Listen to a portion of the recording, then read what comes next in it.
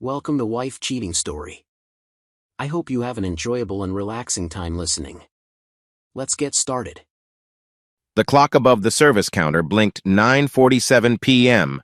when August accidentally spilled a bottle of soda all over his pants.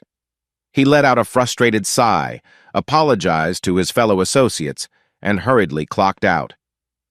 Working the evening shift at Carter's Mart was usually predictable stocking shelves, supervising the late-night registers, but tonight, fate decided to hand him a sticky mess. Literally. He pulled into his quiet suburban driveway just before 10 p.m. headlights illuminating the garage door for a brief moment. The house he and Evelyn had bought last year felt unusually dark. From the outside, it seemed almost abandoned. No warm light filtering through the windows. No gentle hum of the TV that Evelyn often left on while waiting for him. August popped the trunk and grabbed his spare jeans. He figured he would just slip inside, change quickly, and head back to the store. That was the plan anyway. As he stepped onto the porch, he noticed something strange. Evelyn's silver Mercedes wasn't in its usual spot. A sudden gust of wind made the porch swing creak, and it sent a mild chill up his spine. He twisted the front doorknob and entered, greeted by pure darkness. A faint chemical odor of cleaning solution or maybe something else lingered in the hallway. The air felt heavy, a little too still. He set his keys on the kitchen counter, pausing when he saw the digital clock reading 10:05 p.m. That meant Evelyn should have been home an hour ago, or at least she would have texted if she planned to stay out late. He moved from room to room, flicking on lights. Living room empty. Dining area spotless, like she hadn't cooked or even eaten dinner. Maybe she went grocery shopping, but there were no new bags or receipts lying around. A subtle tension coiled in his chest. "Evelyn?" he called, voice echoing. No answer. He crept upstairs, each step on the wooden staircase sounding louder than usual. Something about the silence felt unnatural, like he was trespassing in his own home. When he pushed open the bedroom door, the overhead light revealed a perfectly made bed undisturbed covers. Decorative pillows still propped up as if from this morning. Evelyn was nowhere to be seen. August stood frozen at the threshold, heart thrumming like a quick drumbeat. He pulled out his phone to check for missed calls or texts. Nothing since her usual headed home soon message around 7 p.m. He scrolled through old voicemails, nothing new. His stomach twisted. He dialed Evelyn's number. After 3 rings, she picked up, sounding oddly drowsy. "Hey," she mumbled, her voice muffled and breathy. "What's up?" August forced a casual tone, though his pulse pounded. "Sorry to call so late. I, spilled soda at work and came home to change. Where are you?" She gave a soft yawn. "Home," she answered, as though half asleep. "I'm upstairs, didn't you see me?" His grip tightened around the phone. The overhead light in the bedroom was casting harsh shadows on the pristine bed right in front of him. She clearly wasn't there. "You're at home," he repeated, trying to keep his voice steady. "Yeah," she murmured. "I got in a bit ago. I'm already in bed." A pause. Is something wrong, August? For a split second, he questioned his own senses. Was she actually here, hiding in some corner? Or had he gone momentarily blind with exhaustion? But the emptiness of the room was undeniable. "No, it's fine," he lied. "I just wanted to say hi." "Okay," Evelyn said. "I'm half asleep, but hi," she added with a small laugh that somehow made August's skin crawl. "We'll talk tomorrow, okay?" "Sure," he managed. "Love you." "Love you too," she whispered. The line went dead. August lowered his phone, throat tight. He switched off the bedroom light, letting the darkness cloak him again. Then he remembered the phone tracker app they'd installed long ago. For safety reasons, both had agreed it was a good idea in case of emergencies. He tapped it open on his screen. A few seconds of loading, and the blinking icon for Evelyn's phone appeared 20 miles away. He stared at the small dot on the map, the name of some residential street he didn't recognize. Heart-hammering, August realized there was no good explanation for her being there at nearly 10:30 at night, especially after lying that she was upstairs in bed. Adrenaline spiked in his veins, and 1,000 dreadful possibilities flooded his mind. He shot a glance at the empty bed, then back to the phone. The little dot hadn't moved. "Evelyn," he whispered, voice trembling. He left the bedroom and descended the stairs slowly, as though every step might unravel a secret he wasn't ready to face. Beneath the fluorescent glow of the kitchen lights, August's reflection in the window looked pale and anxious. He felt an undercurrent of something dark, something that whispered betrayal in his ear. Outside, the wind rattled the porch swing again. He took one last look at his phone, confirming that blinking dot was still far from home. His wife was lying. About what? Why? He couldn't make sense of it yet, but deep down, August knew his life would never be the same after tonight. August dragged himself through the automatic doors of Carter's Mart at dawn, eyes bleary from a sleepless night. Even though he'd managed to change his soda-stained pants and return for a few hours of work, his mind had never left that eerie, empty house. And now, as he began his next shift in the bright morning light, he couldn't shake the weight pressing down on his chest. It felt surreal to stand in the bustling store shoppers snagging deals on produce, a kid whining for candy in the checkout lane when all he could think about was Evelyn's whereabouts the night before. He mechanically signed off on a delivery form, then ducked into the employee lounge, hoping for a moment of solitude. Leaning against the beige lockers, August's thoughts drifted back to when life had seemed so ordinary. 3 years ago, he met Evelyn at a 4th of July barbecue hosted by a mutual friend. She wore a navy sundress decorated with tiny white stars, which he'd once compared to the night sky during fireworks. She laughed at his awkward joke, and from that moment, they were inseparable. A year later, they married in a small ceremony by a lakeside with only close family and friends. Evelyn's hair had been pinned up with baby's breath, and August remembered thinking she looked like a goddess stepping out of a fairy tale. They shared vows to be each other's forever, no secrets, no boundaries. After college, Evelyn got her real estate license and joined Whitmore and Company. She thrived there, quickly climbing the ranks as a reliable agent who could charm even the pickiest buyers. August was proud of her success, though he sometimes teased that she spent more time picking out designer blazers than actually selling houses. She'd just grin and say, "Gotta dress for success, right?" They bought their cozy suburban home last spring, using mostly August's savings. The mortgage rates were too high, so they'd aimed to pay it off as much as possible. Evelyn had contributed a little, but she'd also insisted on leasing a shiny Mercedes to impress clients. August hadn't been thrilled, but he loved her enthusiasm and let it slide, determined not to let money sour their marriage. Now, that bright promise of building a life together felt overshadowed by last night's discovery. As he thought about the countless times she'd told him, "I'll be home soon," he wondered how many nights she'd returned late, or how many lies might have been told over the phone while he was buried in spreadsheets and store inventories. "You okay, man?" a coworker named Darius asked, poking his head into the lounge. "You look like you saw a ghost." August mustered a half smile. "Just tired," he lied. "Pulled a late shift. I'll be fine." Darius gave him a nod and left, leaving August alone once more. He gazed at his phone, half expecting a text from Evelyn explaining everything. But there were no new messages, not even a quick, "Sorry about last night." He recalled how they'd often discussed the future over cheap takeout, 2 kids, a dog, maybe a cozy vacation cabin someday.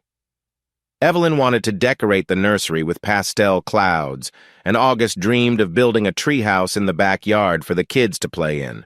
But now, a treehouse felt like the last thing on his mind. The store's intercom crackled, announcing a meeting for department heads.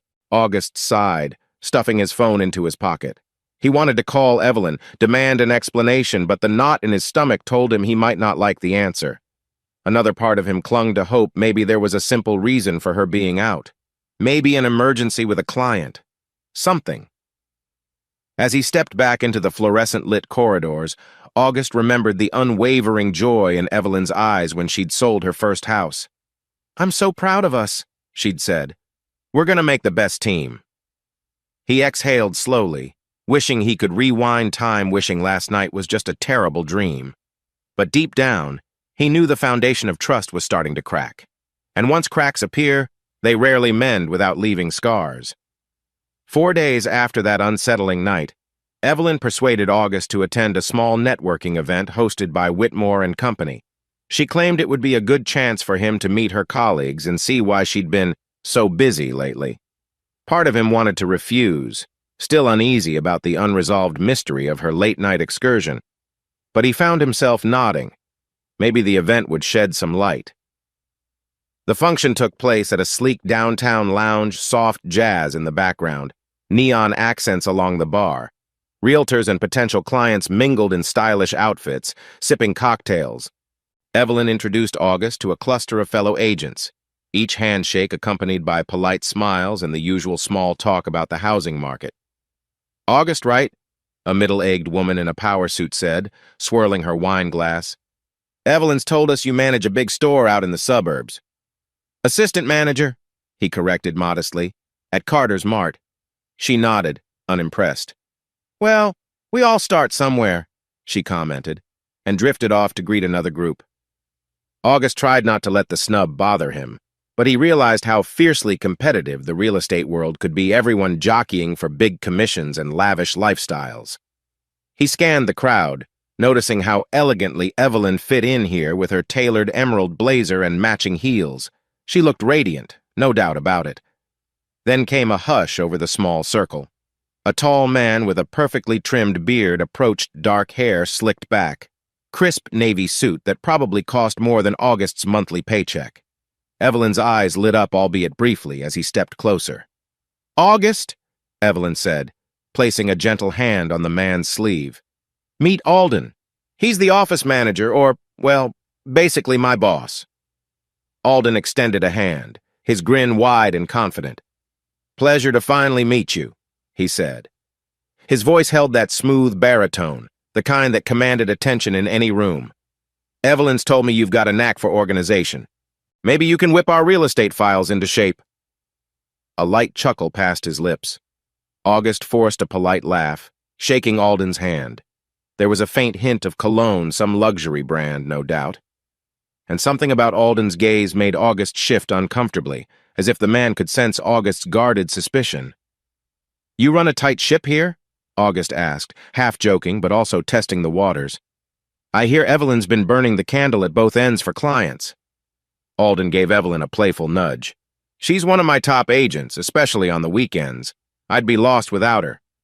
He glanced at August again, the edges of his smile turning sharper, more calculated. "We have a great working relationship, long hours, late showings. You know how it is in real estate." Late showings. The phrase clanged in August's mind. He forced another stiff grin, trying not to betray the flicker of discomfort in his eyes. Moments later, a small group of employees drifted by, greeting Alden.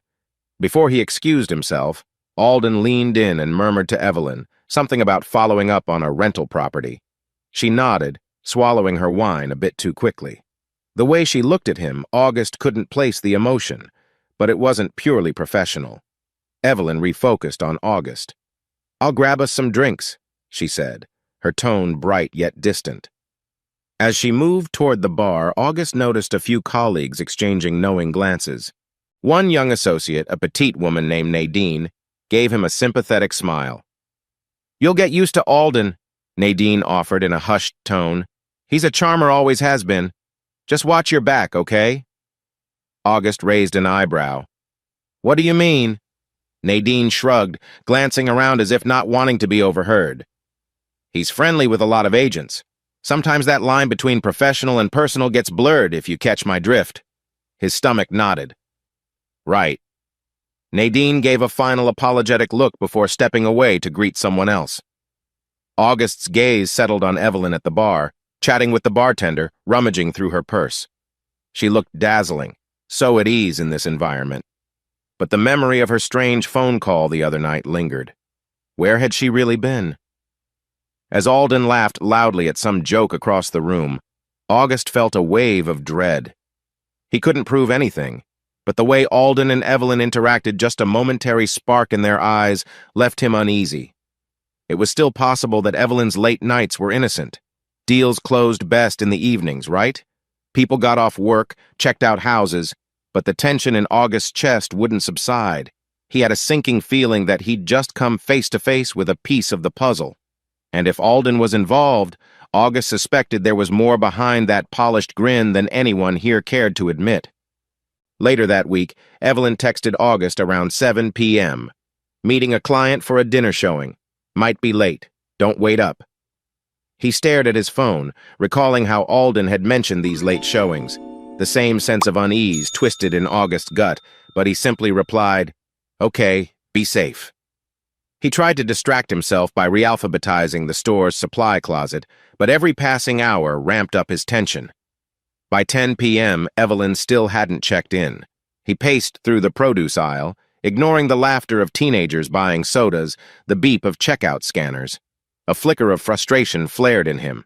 Why did he keep letting her slip out of answers? At 10:30 p.m., he gave in to the nagging thought. Check the tracker again. He hesitated, afraid of what he might find. But the memory of her suspicious behavior overshadowed his guilt. So he pulled out his phone, tapped the app icon, and watched the spinning circle connect to Evelyn's device. His heart sank. The blinking dot placed her in a neighborhood across town, nowhere near the upscale district typically favored by realtors for a dinner showing. He recognized the name Beechwood Gardens. Wasn't that an area known for smaller rental properties, some of which Whitmore and Company managed? You can't jump to conclusions, August muttered, raking a hand through his hair. Maybe she was showing a rental to a family. Maybe. Still, the direction on the map pinned her to a single specific address, like she'd been parked or inside for a while. After his shift ended around midnight, he drove in silence toward Beechwood Gardens, ignoring the whisper of conscience that said he was overstepping. A swirl of fear and righteous anger propelled him forward. Street after street of identical houses blurred under the glow of street lamps. Finally, he pulled up to a small, fenced property with a real estate sign staked in front. The sign read, "For rent Whitmore and Company agent, Alden Walters." August's pulse pounded. He cut the engine and slumped down in the driver's seat, eyes fixed on the house. Lights were off inside, except for a dim glow from an upstairs window. Evelyn's Mercedes was parked discreetly on the side, partially hidden by shrubs. There was no second car, but that didn't soothe him. He waited, breath fogging the windshield, heart hammering against his ribs. Minutes dragged on. The silence was maddening. At one point, he considered storming up to the front door. But what if he was mistaken? What if she truly was there for business? The swirling confusion paralyzed him until the porch light flicked on. August froze. A shadow moved behind the glass door. He strained to see, but the angle was poor. Then faintly, a figure stepped onto the small porch, phone in hand. Even in the dim light, August recognized the silhouette Evelyn's slender frame, her hair pulled into a low ponytail. She was speaking to someone on the phone, quietly, almost anxiously. He couldn't catch the words. Moments later, she clicked the porch light off and slipped back inside. August's stomach churned. If this was a legitimate showing, why the secrecy? Why was she there so late? And where was the supposed client? He remained there for another half hour, fighting a growing headache. Ultimately, he couldn't force himself to watch any longer. The knowledge of her dishonesty weighed heavily. The phone calls, the weird excuses, the presence at Alden's rental listing after hours. He started the car, heading home with a dark storm of thoughts swirling in his mind. Arriving back at the house, August noticed the porch light Evelyn would normally leave on was cold and dark. He entered, letting the door creak shut behind him. In the living room, everything was spotless as if nobody had lounged there all evening. A half-finished mug of coffee sat in the sink from earlier that morning left by him, not Evelyn. He checked his phone one last time. The tracker still showed her at that same address. Frustration knotted his chest. He wanted to text her, demand an explanation, but a seed of caution held him back. He feared if he confronted her too soon, she'd just spin another lie. He needed facts, proof, something that could confirm or deny his deepest fear. He trudged upstairs, entering the silent bedroom that felt too large for one person. Resting on the nightstand was a framed wedding photo, capturing Evelyn's beaming smile and his own hopeful expression from not too long ago. Now, that image felt like a relic of a simpler time. Before flicking off the light, August whispered, "If you're lying to me, how far has this gone?" The unspoken question echoed off the walls. Deep down, he felt the sting of betrayal beginning to crystallize into something else, an urge to uncover the truth at any cost. He lay in bed, staring at the ceiling, phone clutched tight in his hand. Whatever was happening, he had to be sure. Because once he opened the door to suspicion, there was no going back. Warm, fluorescent lights lined the corridor leading to Gate 26 at the city's bustling airport. The speaker system overhead crackled, announcing final boarding for an entirely different flight. August paused near a row of plastic seats, glanced at the time on his phone, still 20 minutes before he needed to board. A heavy duffel bag slumped beside him. He was supposed to be excited. His store manager had personally picked him to attend this quarterly management conference in Seattle, a chance to represent Carter's Mart, and maybe show the higher-ups his leadership potential. Yet the usual pre-flight jitters were overshadowed by something far darker swirling in his mind. "It'll only be for 3 days," August murmured, thinking of Evelyn. She had hardly acknowledged him when he left this morning. Her schedule had been packed with showings, or so she said, but he was beginning to question every word out of her mouth.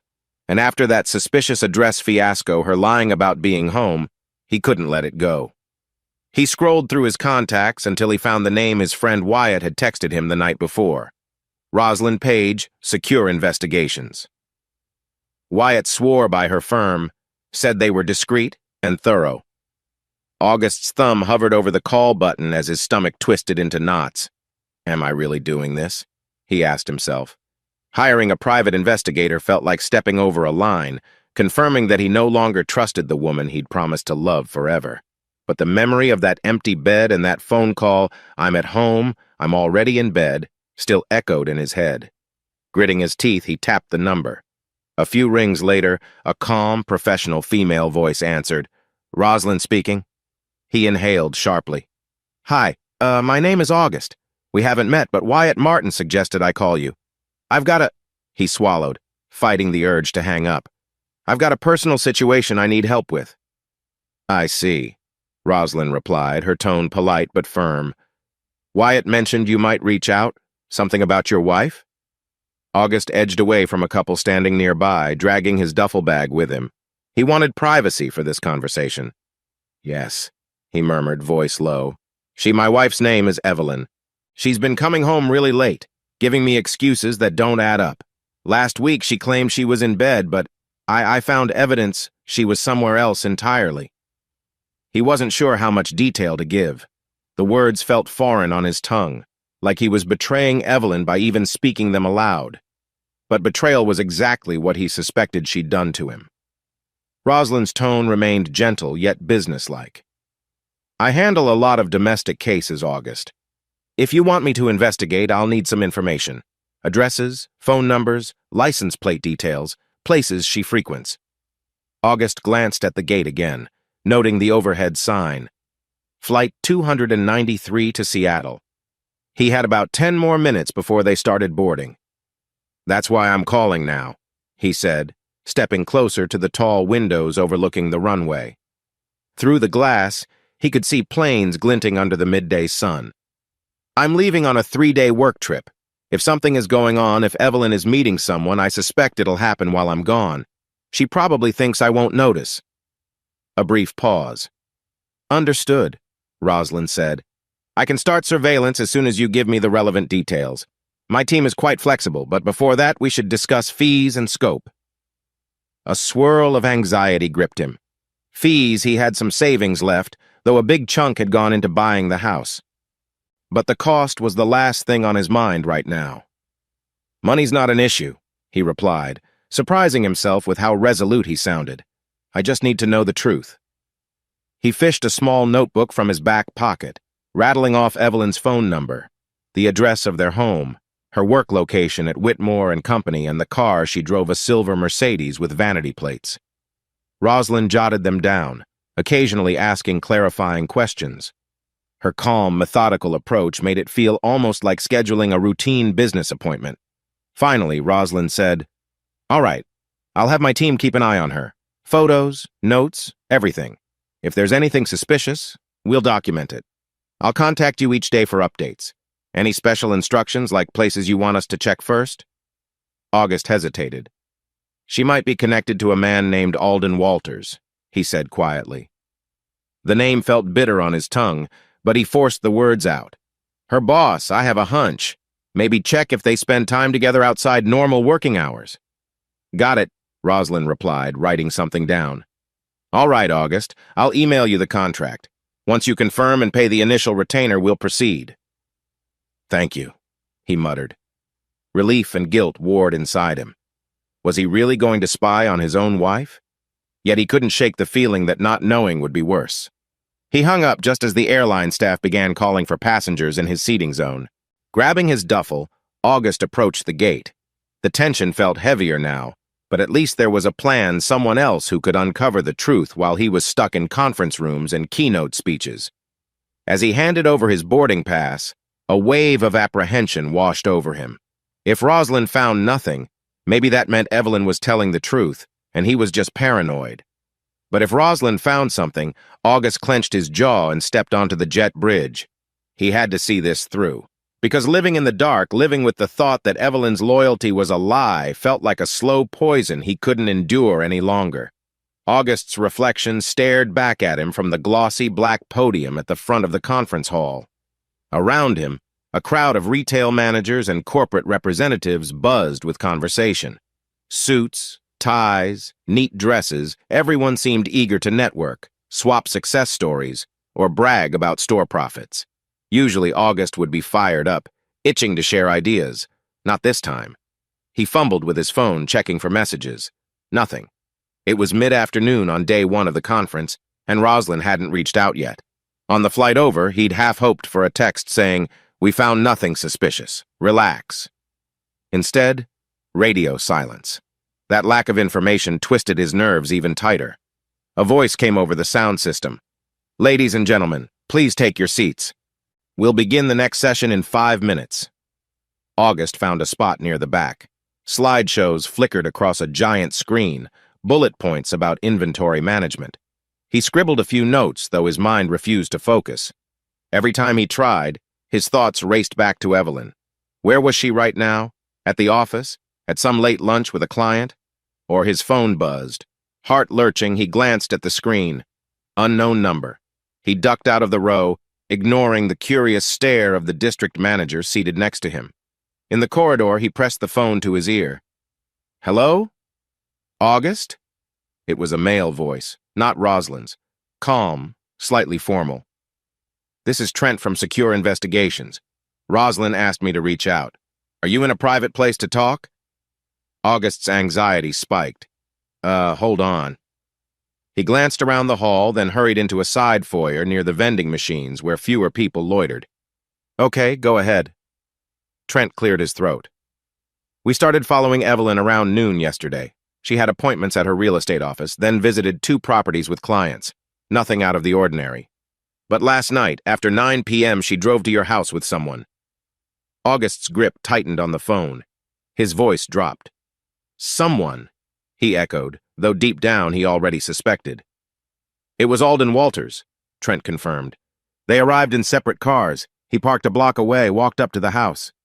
We got clear pictures of him entering your front door at about 9:45 p.m.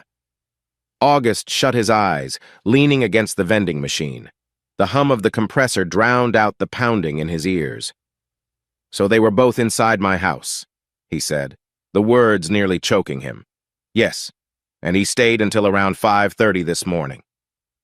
The breath caught in August's throat. All night. He pictured their living room, the kitchen table where he and Evelyn used to share Sunday breakfasts, the bedroom with the still tousled sheets. His mind raced with images he desperately wished he could erase. Trent continued in a low, even tone. "We have photos of Alden entering and leaving. There's also a shot of him and Evelyn on your doorstep before he left. They, appear quite affectionate kissing. I'm sorry." A numbness spread through August's limbs, followed by a surge of raw, fiery outrage. "Kissing," he repeated, as if the confirmation hammered the final nail into his denial. "Right. So that's it, then." He heard his own heart thudding. Some part of him wanted to shout, "I knew it." But hearing the truth from a stranger's mouth cut deeper than any fear or suspicion. It was real now, undeniably real. "Rosalind wants you to know she'll compile everything into a formal report," Trent said softly. She can dig deeper if you'd like, follow them to see if there are other meeting spots. But we wanted to inform you right away. August managed a ragged breath. Thank you, he murmured. Just keep tracking them. If there's more, I need to know. Understood, Trent replied. We'll keep in touch. After the line went dead, August stood there in silence, phone limp in his hand. Part of him wanted to punch something, to slam his fist into the vending machine glass until it shattered.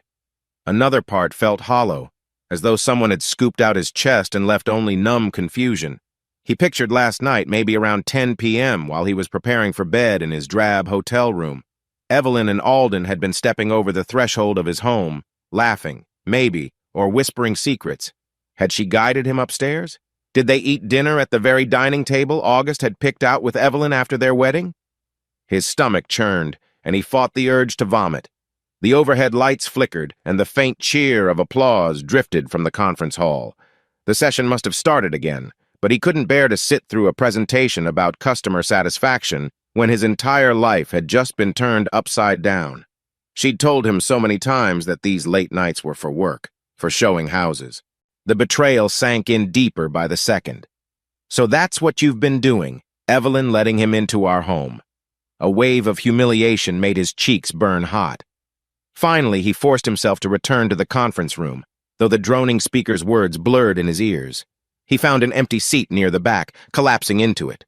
A bead of sweat trickled down his temple, and he swiped it away, ignoring the concerned glance from another attendee. They spent the night together in my house, he thought, staring blankly at the slides on store layout optimization. The sense of violation festered like a wound. He clenched his fists under the table, desperate to maintain some composure. Emma wa antavenyamin? The question rang through his mind in a mix of English and half-formed Vietnamese phrases habit from his father's side. August had never felt such a potent combination of anger, hurt, and shame. And somewhere amidst the chaos, a chilling resolve formed. He wouldn't stand by and let this continue. One way or another, he intended to uncover exactly how deep Evelyn's betrayal went and make sure neither of them got away unscathed. The next morning, August stared blankly at the breakfast buffet in the hotel lobby. Rows of stainless steel trays offered runny scrambled eggs, crisp bacon, and some uninspired oatmeal. He piled a bit of everything onto his plate, though he doubted he'd taste any of it. He settled at a small table by the window, phone clutched in his hand. Rosalind had texted him just after dawn. "We've done some background digging on Alden Walters. Call me when you have a minute." August dialed her number faster than he'd reached for coffee. Her voice was measured, somehow soothing in its steadiness. August morning. Sorry about the news you got yesterday. It might help you to understand the bigger picture. We've done a preliminary background check on Alden. Bigger picture. He tried to keep his tone neutral, but a raw edge bled through. Lay it on me. She cleared her throat. Alden Walters is married to Corinne Whitmore, daughter of Mr. Whitmore, the founder of Whitmore and Company. They've been married about 7 years, 2 young kids, both under 10. It appears he and Corinne live in a gated community outside the city. Her family trust funds a lot of their expenses house. Cars. August massaged his forehead. Married with kids, he thought grimly. So Alden was blowing up not just one marriage, but 2. Corinne must be clueless about his extracurriculars. Possibly, Rosalind replied. But that's not all. We found whispers of prior affairs 2, maybe 3, with female agents at Whitmore and Company. The pattern's similar. He positions himself as a mentor, the relationships turn personal, then eventually those women either quit or transfer. Alden still has his job thanks to Mr. Whitmore's nepotism, presumably. A flare of anger pulsed in August's gut. So Evelyn's just another name on his list. Did she even realize what kind of man she was entangled with? Or did she simply not care? He forced himself to keep listening. Alden also has a curious financial footprint, Rosalind continued.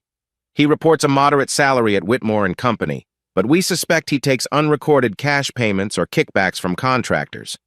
It's not unusual in the property management game, but it's definitely shady. He might be stashing money in a separate account or a safe deposit box. Still looking into that. August stared at his half-eaten eggs, appetite thoroughly gone. Everything about Alden reeked of lies and manipulation. So he's basically a professional cheater with a side of financial misconduct.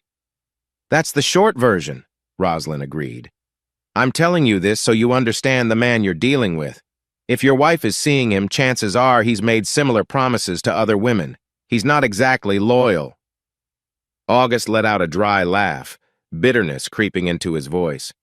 That's painfully clear. He paused, eyes drifting to the traveling business people streaming through the lobby. They were all heading to normal days, no bombs dropping in their personal lives. Anything else I need to know? Just that we'll continue monitoring. If Alden and Evelyn meet again, we'll document it. We're also watching Alden's financial activities. If there's more to discover, we'll find it. Thank you, August said softly, fighting an onslaught of mixed emotions.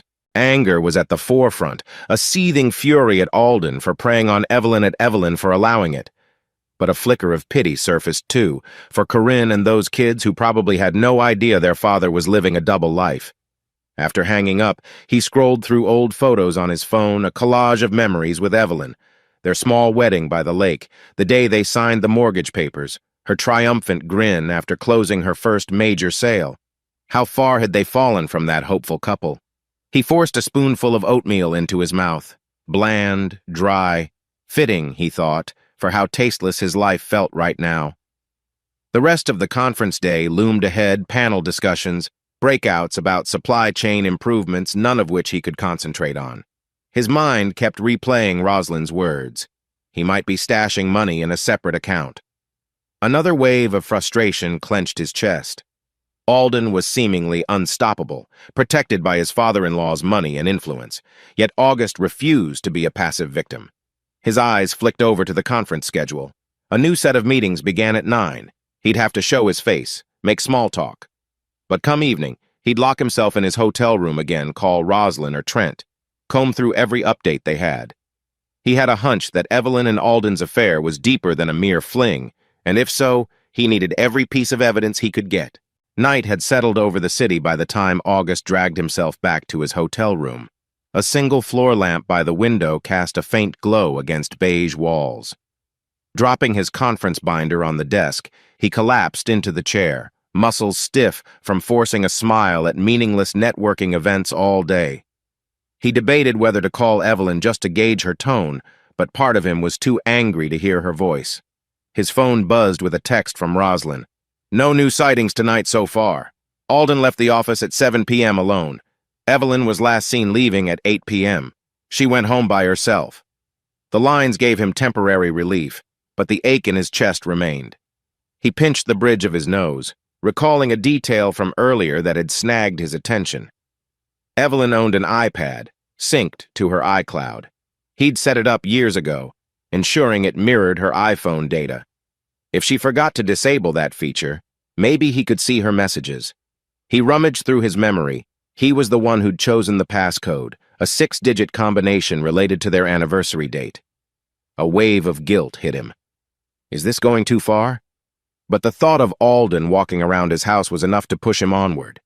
He needed proof, something tangible to confirm his worst suspicions. Reaching for his laptop, August navigated to Apple's cloud website. His heart thudded violently as he keyed in Evelyn's email and password. Wrong password. He frowned. She must have changed it.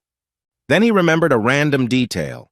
Evelyn liked to use variations of birthdays for personal accounts. He tried combining the birth years of her parents. A moment later, the screen flashed, letting him in. He felt a stab of triumph, swiftly dampened by the dread of what he might find. Locating her iCloud messages took a bit, but once inside, a flood of text threads displayed. Most were mundane clients, a friend discussing weekend plans. Then he spotted a contact named Alden W. His stomach lurched. He clicked. The thread updated, lines of conversation popping up on the screen. He scanned messages from weeks ago. Alden, still on for that property viewing tonight? Evelyn, yes, and I can't wait to see you after. His hand trembled on the mouse. Further down, Alden, Corinne's out of town next weekend. We can finally spend the night at your place if that's cool? Evelyn, works for me. August is clueless. He thinks I'm slammed with late-night showings. August let out a ragged breath. The confirmation stung more than he'd imagined. He scrolled deeper, heart pounding. Their banter included sly jokes about slipping away, references to hush-hush dinners. It was nauseating. But then a different thread surfaced, one discussing something bigger than just secret rendezvous. Alden. The new franchise rep is insisting on $300K up front. I can manage about $200K, but we'll need another $100K to get started. Evelyn. I can pull that together once the house sells. Or once I get my half from August. Alden. We should keep this quiet until you have the money in hand. You sure you can handle him? Evelyn. Please. He's so trusting it's almost sad. Once we file for divorce, I'll get the house sale proceeds. Then I'll be all in with you. August's vision blurred. A coldness washed over him, as if the hotel's AC had been cranked too high. She's planning to leave me. And not just that she intended to siphon off the house's equity to invest in some real estate franchise with Alden. The messages dripped with contempt, as though he was no more than a piggy bank. He kept reading, face hot and hands shaking. Alden. We'll have to keep sleeping with our spouses' schedules for now, but we'll be unstoppable once we break free. Evelyn. I almost can't wait to end things with August. He's sweet, but God, so naive. A mixture of betrayal, fury, and heartbreak ripped through August. His mind replayed 1,000 moments where he'd trusted her, believed in their future. Now it felt like every memory was tainted by her mocking deception. Finally, he shut his laptop with trembling fingers, pushing it aside. A bitter laugh escaped him. So this is what it's all about. They're building a plan. Sell me out, take my money, run off together. A swirl of rage coalesced in his chest, nearly choking him. He rose from the chair, pacing the tiny hotel room. The carpet muffled his footsteps, but it couldn't muffle the storm inside his head. He stared at his reflection in the mirror above the dresser. The man staring back looked unhinged, eyes wild with anger. He felt a savage urge to smash something, to fling the lamp across the room. But all he did was ball his fists and breathe raggedly. Eventually, he slumped onto the edge of the bed, laughter tumbling out again sharp, devoid of humor. She thinks I'm naive. Perhaps he had been, up until now. But reading those messages, discovering her scheme with Alden, it lit a new fire in him. He wasn't sure what he'd do yet, confront her, or gather more evidence. Part of him wanted to call Evelyn that very instant, scream into the phone. Another part whispered caution. Let them believe they're safe, that he's clueless. If he played his cards right, maybe he could force them to pay for what they'd done literally and figuratively. That final realization took hold, merging with the fury in his gut. August stared at the blank white ceiling, heart thudding like a war drum. They want to use me for money, he thought, pulses of adrenaline sparking behind his eyes. We'll see who uses who. As the night stretched on, he let the fury settle into a grim, focused determination. In that quiet hotel room, August made a silent vow. He would orchestrate the next move. No more tears, no more blind trust. The lines had been drawn, and he intended to come out on top, no matter the cost. The final night of the conference found August pacing the neon-lit streets of downtown Seattle. He'd slipped out of a dull networking reception, claiming he needed fresh air. In truth, he wanted solitude and a chance to execute the unsettling plan taking shape in his head. Raindrops pattered on the sidewalk, reflecting city lights in small puddles. The hum of traffic felt distant, like white noise while his thoughts churned. Ever since reading Evelyn's text thread with Alden, a relentless fury had seized him. At first, he'd considered confronting them both in a blaze of accusations, but a cooler strategy soon emerged. If they see me as nothing more than a money source, maybe I can turn the tables. He walked until he found a dingy electronics shop still open, neon cell phones and accessories flickering in the window.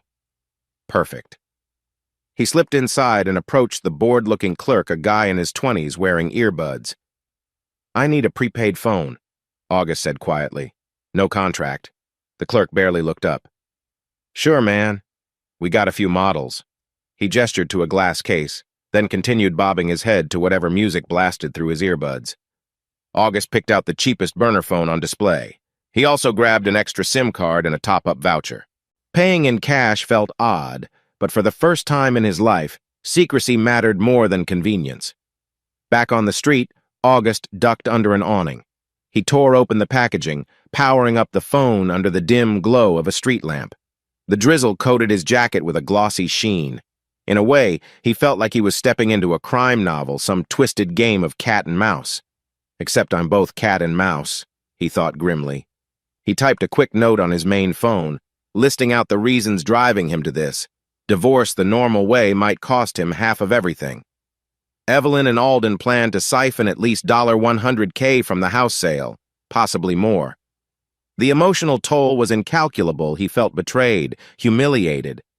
His hand shook slightly as he considered the next step, blackmail. On paper, it sounded insane, but the more he recalled their messages treating him like a clueless pawn, the more justified it felt. If they wanted to use him, he'd flip the script. A memory flashed. The day Evelyn first showed him the house listing, eyes bright with excitement. "We can build our future here," she'd said, hugging him tight. Now that dream was ash in his mouth. Let them pay for breaking it. He spent a few minutes tinkering with the burner phone's settings, ensuring no personal details got synced. Then he activated a generic messaging app. It asked for a number to text. He typed in Alden's phone, then Evelyn's. He wouldn't send anything yet, but he wanted to confirm it worked. Rain softened to a drizzle, August noted, stepping away from the awning. He stuffed both phones into his jacket and began the slow walk back to the hotel. The city's skyline glowed under clouds that drifted across the moon. This is it, he told himself. No turning back. His mind churned through the details. If Alden and Evelyn were truly committed to their little scheme, they might pay a ransom to keep it quiet. He also recognized the inherent risk. Blackmail is illegal. But after seeing them casually planning to strip him of money and dignity, he felt no remorse. If they wanted secrecy from Corinne and from him, they'd have to cough up more than just excuses. Around the corner from his hotel, August paused by a fountain lit with violet LEDs. He stared at his reflection in the water. He looked exhausted, dark circles under his eyes, jaw clenched. Somewhere, a muffled siren wailed in the distance. "I never asked for this," he muttered under his breath. But life had shoved him down this path. He had to act decisively, or risk losing everything. Slowly, he pulled out the burner phone, gazing at its dull screen. Tomorrow, he'd fly home, pretend everything was normal. Then, once he settled back into the daily routine, he'd strike. 50-50 in a divorce. He could accept that if Evelyn had been honest and loving, but knowing she plotted behind his back, no way. This blackmail would be his twisted compensation. A cynical part of him almost found it poetic. They want to open a new real estate company? Fine. Let them pay me first. Call it my loyalty severance. He shut his eyes, inhaling the scent of wet concrete and distant car exhaust. A few passers-by brushed by with umbrellas, ignoring him. To them, he was just another tired traveler in a damp jacket. If they only knew the storm brewing inside his head. At last, August stepped into his hotel lobby, shaking off raindrops. He felt a surge of grim determination. In less than 24 hours, he'd be face-to-face with Evelyn again. She'd never suspect her naive husband was ready to pull the rug out from under her. Tomorrow night, he'd send the first cryptic text just enough to rattle them. And in that moment, they'd realize they weren't the only ones who could lie or scheme. Striding toward the elevator, August allowed a tight, humorless smile. Let the games begin. The plane ride home felt strangely calm. August stared out the window, fields and winding roads shrinking below until clouds swallowed everything. He rehearsed the facade he'd adopt once he landed. Polite smiles, mild conversation, no hint that he was about to turn Evelyn's life upside down. By mid-afternoon, he stepped through the front door of their house, his house, though it felt tainted by Alden's presence. The living room was tidy, scented faintly of vanilla. Evelyn appeared from the kitchen in a crisp white blouse and slim black pants. She offered a warm smile that twisted August's stomach with bitter irony. "You're back," she said, crossing the hardwood floor. "Conference go okay?" Her tone was casual, as if nothing had changed. "Yeah, exhausting, but fine." He dropped his suitcase, forcing a small grin. You've been busy? She shrugged, brushing a strand of hair behind her ear. Same old clients, showings. You know how it is. Beneath her nonchalant attitude, August thought he detected a flicker of tension in her eyes. Could be guilt? He couldn't say for sure. Right, he murmured. I'll unpack later. Need to catch my breath. Evelyn nodded and wandered back into the kitchen. For a moment, August's gaze lingered on the hallway leading to the bedroom where Alden had stayed that night. A fresh wave of anger rose, but he forced it down. Play it cool, he reminded himself. That evening, he pretended to do some paperwork in the office while Evelyn retreated upstairs. The second he heard water running her shower, he pulled out the burner phone. His heart thumped in his chest as he typed, "Unknown number." I know what you two have been up to. Don't bother denying it. If you want to keep it quiet, have 200K ready. He hit send to Evelyn's phone, then quickly copied the same message and sent it to Alden. A surge of adrenaline coursed through him. Is this too abrupt? Perhaps. But subtlety wasn't his strong suit right now. He wanted them rattled. Moments later, footsteps creaked on the stairs. August tucked the burner phone into a desk drawer, flipping open a random file so he'd look preoccupied.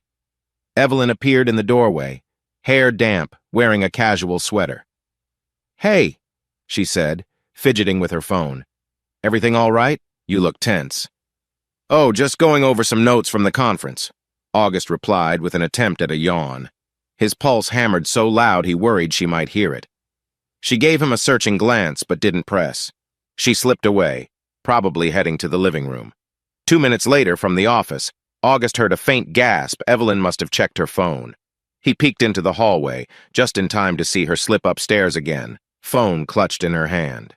She's spooked, he thought grimly. About 10 minutes later, the burner phone in his desk vibrated. A text from Alden. Alden. Who is this? What do you want? August's lips curved in a cold smile. He typed back, "Unknown. Your worst nightmare. 200K or your wife, your mistress's husband, and everyone else will find out." He briefly considered referencing Corinne by name, but decided to keep it vague for now. Let Alden stew in uncertainty. A flurry of follow-up texts came from Evelyn. "Evelyn, stop. We can talk about this. I can pay you some, just not that much." Evelyn, "Please don't show anything to my husband or his family." Her desperation bled through the screen. August forced himself to remain unemotional.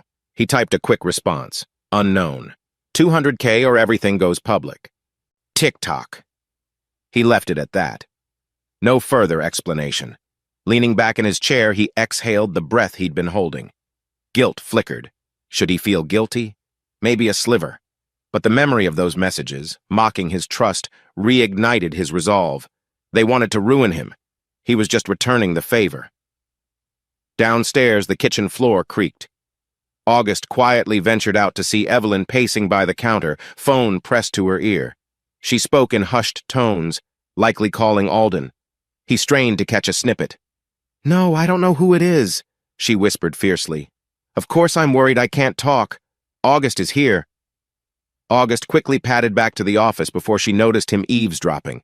He felt a dark satisfaction. They were scrambling already, flailing like cornered animals.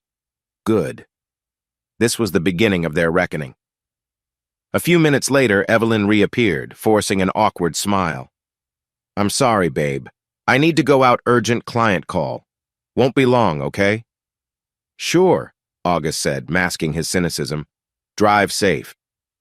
He heard the front door open and close, the engine of her Mercedes revving. Once the sound faded, he pulled out the burner phone, waiting. Sure enough, messages poured in from Alden and Evelyn, speculations about who the blackmailer might be. August read them all, his teeth clenched. They suspected maybe Corinne, or someone from the office who saw them together. His name never appeared. They truly believed him clueless. In that moment, August realized he was all in. This wasn't just about money, it was about reclaiming his dignity. If they wanted to cheat him out of his marriage and finances, they'd pay a hefty toll. He flicked off the office light, stepping into the dim corridor. A hush lay over the house, and for once, that silence made him feel powerful rather than alone. Let the game continue. The next move would be to intensify the pressure, break them apart, piece by piece, until the money ended up in his hands or they crumbled under their own lies. Evelyn rose earlier than usual the next morning, hurriedly dressing in a navy sheath dress. Over breakfast instant oatmeal and coffee, she scrolled through her phone with an anxious frown. August feigned casual interest. He sipped his own coffee and pretended not to notice how she kept checking that mystery text thread. "Big day at work?" he asked, setting his mug down. She startled slightly. "Yeah," she murmured. "I've got a showing mid-morning, then a listing appointment later. Might head home late again. Don't wait for me." August just nodded. Inside, he was carefully mapping his next move. Sabotage. If he forced Evelyn to rely on him for a ride, she'd have no escape if the blackmailer texted. He wanted to see her reaction up close, so after she left the kitchen, he followed, catching her near the garage. "Hey, let me check your car real quick," he said, forcing a concerned tone. "I heard something off with the engine last week. Might be a loose belt or battery cable." She blinked in surprise, but shrugged. "Sure, if you want, but I'm kind of in a hurry." "Just a second," he insisted. While she grabbed her purse, he popped the hood, discreetly loosening a battery cable. When he tried to start the engine, unsurprisingly, nothing happened. Evelyn groaned, frustration oozing from every syllable. "Great. Perfect timing, huh?" August hid a smirk, stepping out of the car. "Looks like the battery cable's messed up. Let me fix it, or I can drive you. Up to you." She huffed, glancing at her watch. "I guess you'll have to drive me. I'll come back for the car later or call a mechanic." He nodded. "All right, let's go. Don't want you missing that appointment." Inside, adrenaline pounded in his chest. He was about to watch the blackmailer's next text arrive on Evelyn's phone point-blank range. Soon, they were cruising through mild traffic in August's sedan. Evelyn tapped away on her phone, occasionally biting her lip. August glanced at her from the corner of his eye, feigning a curious tone. "You seem on edge. Everything okay?" "Just client stuff," she lied, forcing a quick smile. "Tight deadlines." "Right," August thought, spotting the glow of an incoming notification on her screen. He wasn't sure if it was from him, the blackmailer, yet. He waited a few beats.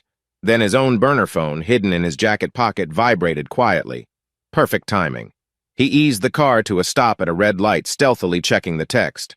"Evelyn, whoever you are, let's talk. I can't do the bikini thing. This is crazy." A dark satisfaction stirred. He'd sent her a nasty demand last night, something along the lines of, "Wear a bikini to serve drinks at my friend's poker game, or else." Just to rattle her further, to degrade the sense of control she thought she had.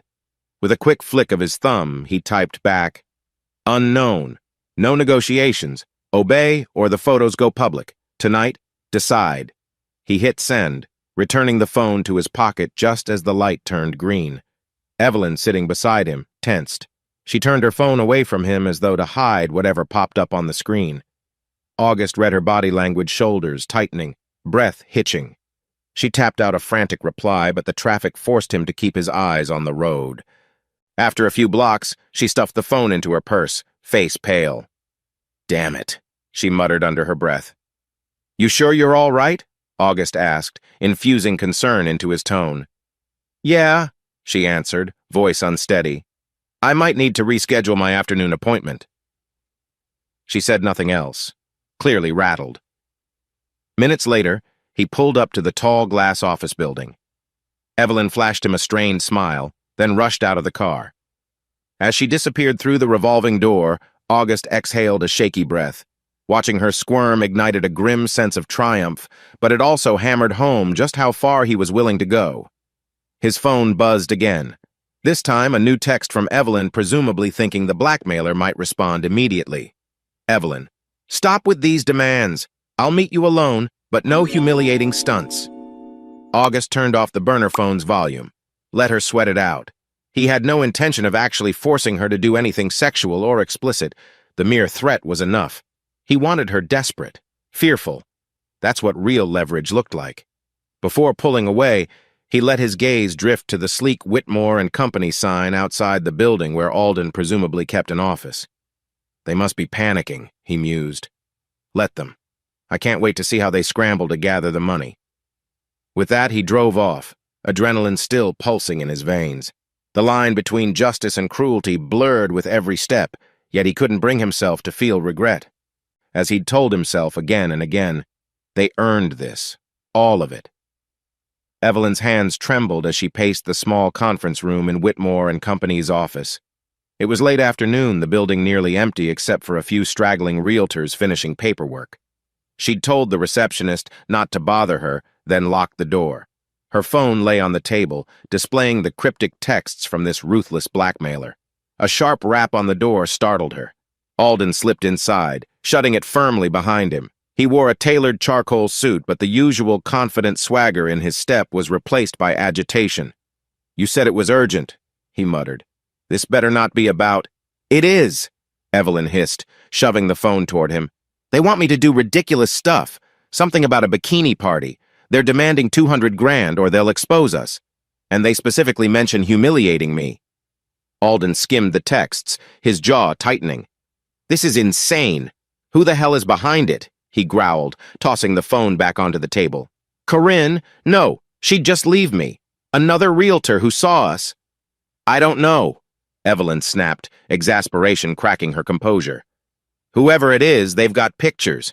Maybe from that rental property you keep for our meetups. They also threatened to send them to my husband. And your wife." She paused, voice trembling. "We can't let that happen." Alden scraped a hand through his slicked-back hair, messing it in frustration. "You think I want Corinne seeing pictures of me with you? But 200 grand? That's not pocket change." Evelyn folded her arms, voice turning brittle. "I know you've got side deals. You bragged about skimming extra from contractors, and I have some savings." Together, he let out a harsh laugh. "You think I can just pull out 200K overnight? Cash draws that big draw attention. My father-in-law will notice something off in our accounts. Then we're screwed." Her eyes flashed. "Well, what do you suggest? Let them send the photos to August? He'll divorce me faster than you can blink, and I'll be left with nothing. You said you needed me to keep this quiet until you're ready to open our new office. That's going to be impossible if everything leaks." Alden walked to the window, gaze skimming the city skyline. Dusk settled in, neon signs flickering in distant buildings. His reflection in the glass showed his frown and tense posture. "All right," he said at length, voice low. "We need a plan. One that doesn't put us both in jail or ruin our marriages before we're ready to ditch them." "Marriages we were going to leave anyway," Evelyn reminded, trying to steady her breath. "But we wanted to do it on our terms, with the money from the house sale." She gestured helplessly. "Now we've got some phantom extortionist breathing down our necks." They fell into a sullen silence. Finally, Alden exhaled, turning to face her. "We pay them, but we do it carefully, maybe smaller withdrawals under 10 grand each so the bank doesn't file any suspicious reports. We can piece together 200 over time." Evelyn's face fell. "Time? The blackmailer's messages sound urgent, and I doubt they'll wait months while we slowly gather cash." "Then we stall," Alden said sharply. "Tell them we're working on it. Buy a week or two. Meanwhile, I'll see if I can find a second stash. You might have to mortgage your house or something." "Hell, I don't know." She glared. "Mortgage my house? August would never agree. He's the primary on the loan. He's too suspicious already." Alden slammed a palm on the table, making her jump. "Figure out something, Evelyn. We're in this together, remember? Or do you want everything blowing up tomorrow?" Her shoulders sagged. "No," she whispered. "But the blackmailer keeps asking for humiliating stunts, pushing me to meet them in these bizarre conditions. It's scary." A flicker of concern crossed Alden's face, but it quickly hardened again. "Look, we give them the money. That's all they want, right? After they get paid, they'll disappear." A tense beat passed. Evelyn rubbed her temples, trying to calm the pounding headache forming. "If we do manage the 200 grand, how do we deliver it? Hand it over on a street corner?" "I don't know. Usually blackmailers pick drop-off points. Maybe they'll text us instructions." He shoved his hands into his pockets, pacing. "Damn it! We can't let them see us break a sweat. The more desperate we look, the higher chance they'll increase the demand." "But we are desperate." Evelyn muttered bitterly, shoulders slumping. God, how did we let it come to this? Silence enveloped them again, heavy with regret and fear. Finally, Alden huffed. All right, let's assume we scrape together the money. We'll pick a time, maybe late at night. Fewer witnesses. We can, I don't know, use my place? No, that's risky. The blackmailer might choose somewhere else. Evelyn turned away, blinking hard. She envisioned giving some faceless threat $200,000 in unmarked bills. It felt surreal, like she'd stumbled into a cheap crime novel. But it's all real, her conscience reminded. They'd chosen to cheat, to lie. Now they were paying the price. Alden's phone pinged. He glanced down, brow furrowing. Speak of the devil, he muttered. They're demanding an answer soon. Evelyn swallowed the lump in her throat. We'll do it, she said softly, voice trembling. We'll pay, we just need more time to gather it. Alden nodded, relief warring with anger in his eyes. Fine. Then let's meet again tomorrow night and figure out specifics. For now, keep up appearances. He left the room abruptly, leaving Evelyn alone with her swirling thoughts. As she sank into a chair, she remembered August's face that morning, his quiet concern when her car, suddenly, wouldn't start. A flicker of guilt crept in, mingling with dread. She'd thought she'd neatly compartmentalized her affair, her financial schemes. Now everything was unraveling at breakneck speed. Her gaze fell on her phone once more. The last text from the blackmailer read, "TikTok. Don't make me wait." Evelyn rubbed her arms as if chilled. She could almost feel the walls closing in. All she could do now was comply and hope the blackmailer vanished once they handed over the money. She had no idea that the person behind those messages was watching her every move from far closer than she could have ever imagined. A low rumble of distant thunder seemed to underscore the tension crackling in the air. It was early evening when Evelyn slipped on a light jacket, grabbed a small overnight bag, and told August she had to visit her sick mother. She tried her best to look worried and apologetic, but her voice trembled more from fear than concern. "Don't wait up," she mumbled, pushing a stray strand of hair behind her ear. "Mom's fever is pretty bad. I may end up staying overnight." August stood in the hallway, arms crossed. His features looked unreadable in the muted glow of a single lamp. "Sure," he said, stepping aside to let her pass. "Drive safe." Evelyn's heart pounded. If he suspects anything, she thought, this could all collapse. Yet he merely turned away, as though he had no reason to doubt her story. She forced a brief smile and left, quietly exhaling relief once she got into her Mercedes. Little did she know, August watched her from behind the living room curtains, a cold glint in his eyes. Meanwhile, across town, Alden paced in his spacious living room, phone pressed to his ear. "Corinne, I'll be back as soon as the site visit wraps up," he said in a smooth tone, glancing at the packed duffel bag by the door. "Yeah, early morning flight tomorrow. Don't worry, I'll call you once I land." He could practically feel Corinne's skepticism through the phone, but she eventually sighed and told him good night. The moment the line disconnected, Alden released a sharp breath. He hated lying outright like this, spinning half-truths about a business trip to hide the real mission, handing over $200,000 in hush money. Crossing over to the table, he rummaged through the stash of cash he'd painstakingly gathered, smaller bank withdrawals, some from hidden accounts, crisp bills bound in rubber bands. He'd spent days ensuring none of it would trace easily back to him, though he wasn't entirely sure it would hold up under close scrutiny. No choice, he told himself. If we don't pay, the blackmailer will blow everything wide open. A text popped up on his phone from Evelyn. "Leaving now. See you in half an hour." He grabbed the duffel bag and headed for the door, adrenaline sparking his nerves. The plan was set. 40 minutes later, a secluded corner of a near-empty parking lot, Evelyn rolled her car to a stop, headlights cutting across Alden's figure. He stood by his black SUV, rummaging in the trunk. She stepped out, arms folded, scanning the deserted surroundings, just a couple of streetlights, a vacant strip mall in the distance. "This is it," Alden muttered, pulling out a larger sports bag with a single zipper running across the top. "I combined everything. Go ahead. Count it if you want." Evelyn approached, swallowing hard. She unzipped the bag, seeing neat stacks of bills. Her stomach churned $200,000 in cash, more than she'd ever handled at once. "Looks right," she whispered, though she barely dared to do more than peek. A warm breeze rustled her hair. The sky overhead hinted at a storm brewing, clouds drifting in a purple-streaked dusk. "We still don't know how to deliver it," she said, voice strained. "The blackmailer only told me the time. 3 a.m. at some gym. They said they'll text us more instructions once we arrive." Alden nodded grimly. "Yeah, I got the same message.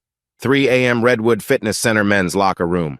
Locker number and combination will be provided upon arrival." Crazy, but I guess they want somewhere with no staff at that hour. Evelyn's shoulders slumped. "I hate this, sneaking around with a bag of money in the middle of the night." "Not exactly my dream evening either," Alden muttered, zipping the bag shut. He hoisted it onto his shoulder. "But if it keeps them from sending those photos, we have no choice." They both knew how damning the photos could be, blowing up not just their marriages, but also their jobs, reputations, everything. The blackmailer had them cornered, and paying off $200K felt like the only way out. Alden tossed the bag into Evelyn's Mercedes trunk. "We'll take your car," he said. "I'll follow from a distance or something. But the blackmailer's instructions are for one person to go inside, right?" "Yes," Evelyn murmured, her stomach twisting. "They specifically said I should bring the money alone. You wait outside." They locked eyes, both uneasy. If anything went sideways, they might accuse each other of sabotage. Still, this was the best plan they had. Meet at 3 a.m. at Redwood Fitness Center, drop the cash in a designated locker, then hope the blackmailer would vanish. "We have a few hours until then," Alden said, checking his watch. "Let's find somewhere to lay low. You can keep that bag hidden in the trunk, and we'll head out around 2:30.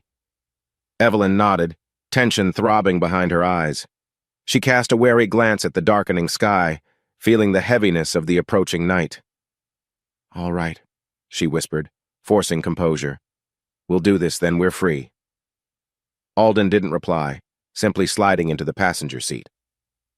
As they pulled away, neither noticed a discreet sedan parked across the street, headlights off, occupant watching them. Inside that car sat August, dressed in black jeans and a dark hoodie. He smirked at the sight of their vehicles leaving together. Moments later, August started his engine and eased out, maintaining a safe distance. "They'll never suspect," he thought. In his trunk, a small backpack contained gloves, a black balaclava, and a second phone. He'd already switched off his usual location tracking. The stage was set. All players were in motion. Lightning flashed far on the horizon. August's knuckles tightened on the wheel.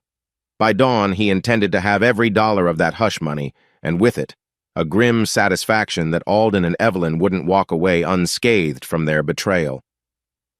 The digital clock on Evelyn's dashboard read 2:58 a.m. as she rolled into the parking lot of Redwood Fitness Center. Her heart hammered so loudly she half expected Alden to comment, but he just stared through the windshield, mouth set in a grim line. Heavy rain had started around midnight, slicking the asphalt with glistening reflections of the streetlights. "Remember," Alden said, voice taut, "you go in alone. Text me the locker number and combination when you're done." Evelyn nodded, tucking her phone into her jacket pocket. "I'll be quick," she whispered, though her stomach churned with dread. She peered at the low-slung brick building lights, dim except for a faint glow through the glass doors. What if someone's inside? "It's a 24-hour gym. People come and go," Alden muttered. "But at 3 a.m. in this weather? Probably deserted. Just keep calm." Evelyn snatched the sports bag from the trunk, hugging it against her torso as though it might vanish. She sprinted through the drizzling rain to the entrance. Her heart pounded harder at the beep of the door's keyless entry system. The blackmailer had said she wouldn't need a membership swipe. Indeed, the door gave way with a muted click. So they disabled the lock or something? She wondered. Another sign that this had been meticulously planned. Inside, the lobby felt eerily silent. A couple of overhead lights remained on, revealing a sign for the men's and women's locker rooms down a side corridor. She hesitated. Men's locker room. The notion made her uneasy, but the blackmailer's instructions had been explicit. She had no choice. Her sneakers squeaked on the polished floor as she crept forward. past rows of treadmills and elliptical machines, dark silhouettes against the gloom. Water dripped from her jacket sleeve onto the tile. Eventually, she found the double doors labeled men's locker room. She swallowed her nerves and pushed one door open a crack. A fluorescent bulb buzzed overhead, casting harsh light. The row of lockers stretched out in front of her, various sizes with small vents. No sign of any occupant. She exhaled shakily. At least she wouldn't have to explain why she was here at 3 a.m. with a giant bag of cash. Her phone buzzed. A text from the blackmailer's unknown number. Unknown. Pick any open locker. Put the money inside. Close it with your own lock. Text me the locker number. Evelyn glanced around, noticing a few lockers with combination locks already on them, likely from actual gym members. She found an empty unit near the corner. Her palms were sweaty as she stuffed the sports bag inside. The cash felt heavier than ever, like it was physically pulling her into a moral sinkhole. She'd brought a small padlock per instructions. She looped it through the latch and spun the combination dial. Her phone buzzed again. Unknown. Lock it tight and text me the locker number combo, then leave the building. She typed back with trembling fingers. Locker 42. Combo is 152539. It's all there. 200 KIA. A swirl of nauseating relief coursed through her. It's done. The blackmailer could retrieve the money whenever they wanted. All that remained was for her to slip away. But an uneasy feeling nagged. The blackmailer insisted on no one else being inside. What if they come in right now? She turned, scanning for any sign of movement. The only sound was the faint hum of the overhead light. No footsteps, no voices. She headed back toward the exit, sending Alden a quick text as well. It's in locker 42. Combo's the same as I told them. I'm leaving now. Outside, the rain had intensified. She dashed to the car, breath stuttering. Alden leaned forward in the passenger seat. Done? He asked, though his eyes flicked anxiously to the gym doors. She nodded, shutting the door behind her. All inside. I gave them the details. She half expected some masked figure to burst out of the gym, but the night stayed still aside from the downpour. Good, Alden muttered, relief sagging his shoulders. Let's wait, see if they confirm they got it. He typed on his phone, face lit by the glow of the screen. The hush in the car was thick with tension. 5 minutes passed. 10. The only texts they got were from each other, verifying no one else had shown up. Evelyn's heart hammered so hard it felt like it might bruise her rib cage. Finally, Alden exhaled. Maybe they're going to pick it up later. Let's get out of here. They pulled out of the lot, headlights cutting through the sheets of rain. Neither spoke. Each was lost in their own swirl of dread and faint hope that the blackmail nightmare might finally end. In the distance, a lone street lamp flickered. A sign, perhaps, that nothing was guaranteed. August reclined in the driver's seat of his unmarked sedan, watching from a dark corner of the parking lot. Raindrops drummed on the windshield, creating a shimmering veil. There they go, he noted, eyes following Evelyn's car as it merged onto the main road. She and Alden likely thought their ordeal was over, that they'd placated the blackmailer. He waited an extra 20 minutes, scanning the deserted lot. At 3:55 a.m., the entire place seemed abandoned. A single lamppost cast an anemic pool of light near the entrance. Perfect timing. August zipped up his black hoodie, tugged on latex gloves, and pulled a balaclava over his face. The adrenaline pulsed in his veins, but he forced himself to remain calm. Once out of the car, he crouched low, jogging across the lot. The drumming rain masked his footsteps. At the gym's glass doors, he tested the handle. As expected, it was unlocked. Slipping inside, he found the place just as deserted as Evelyn had. Low overhead lights gave the equipment an eerie glow. Stay focused, he whispered to himself. He followed the corridor signs, heart pounding. Men's locker room. The overhead fluorescent buzzed, but not a single person was in sight. Quietly, he scanned the row of lockers until he spotted 42 with a newly attached combination lock. He allowed himself the barest of smiles. Using the code Evelyn texted earlier to unknown, August spun the dial. 152539. The lock clicked open. The door swung wide to reveal a large sports bag. Inside were neat bundles of bills. Jackpot. Blood roared in his ears as he hefted the bag out. But the plan wasn't simply to snatch it. He'd prepared a second lock his own and a second empty duffel. August popped open the neighboring locker 43, which was free.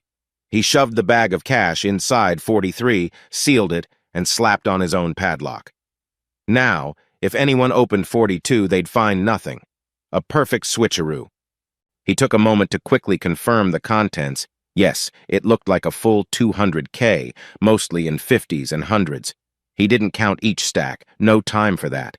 Just the bulk was enough to make his heart thunder with excitement and a grim sense of triumph. To cover his tracks, August closed locker 42 and locked it back up with Evelyn's original padlock. From the outside, it appeared untouched.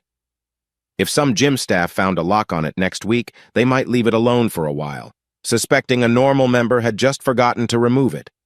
By then, August would be long gone. He glanced around at the dingy tile floor, pondering if cameras might be installed. Careful.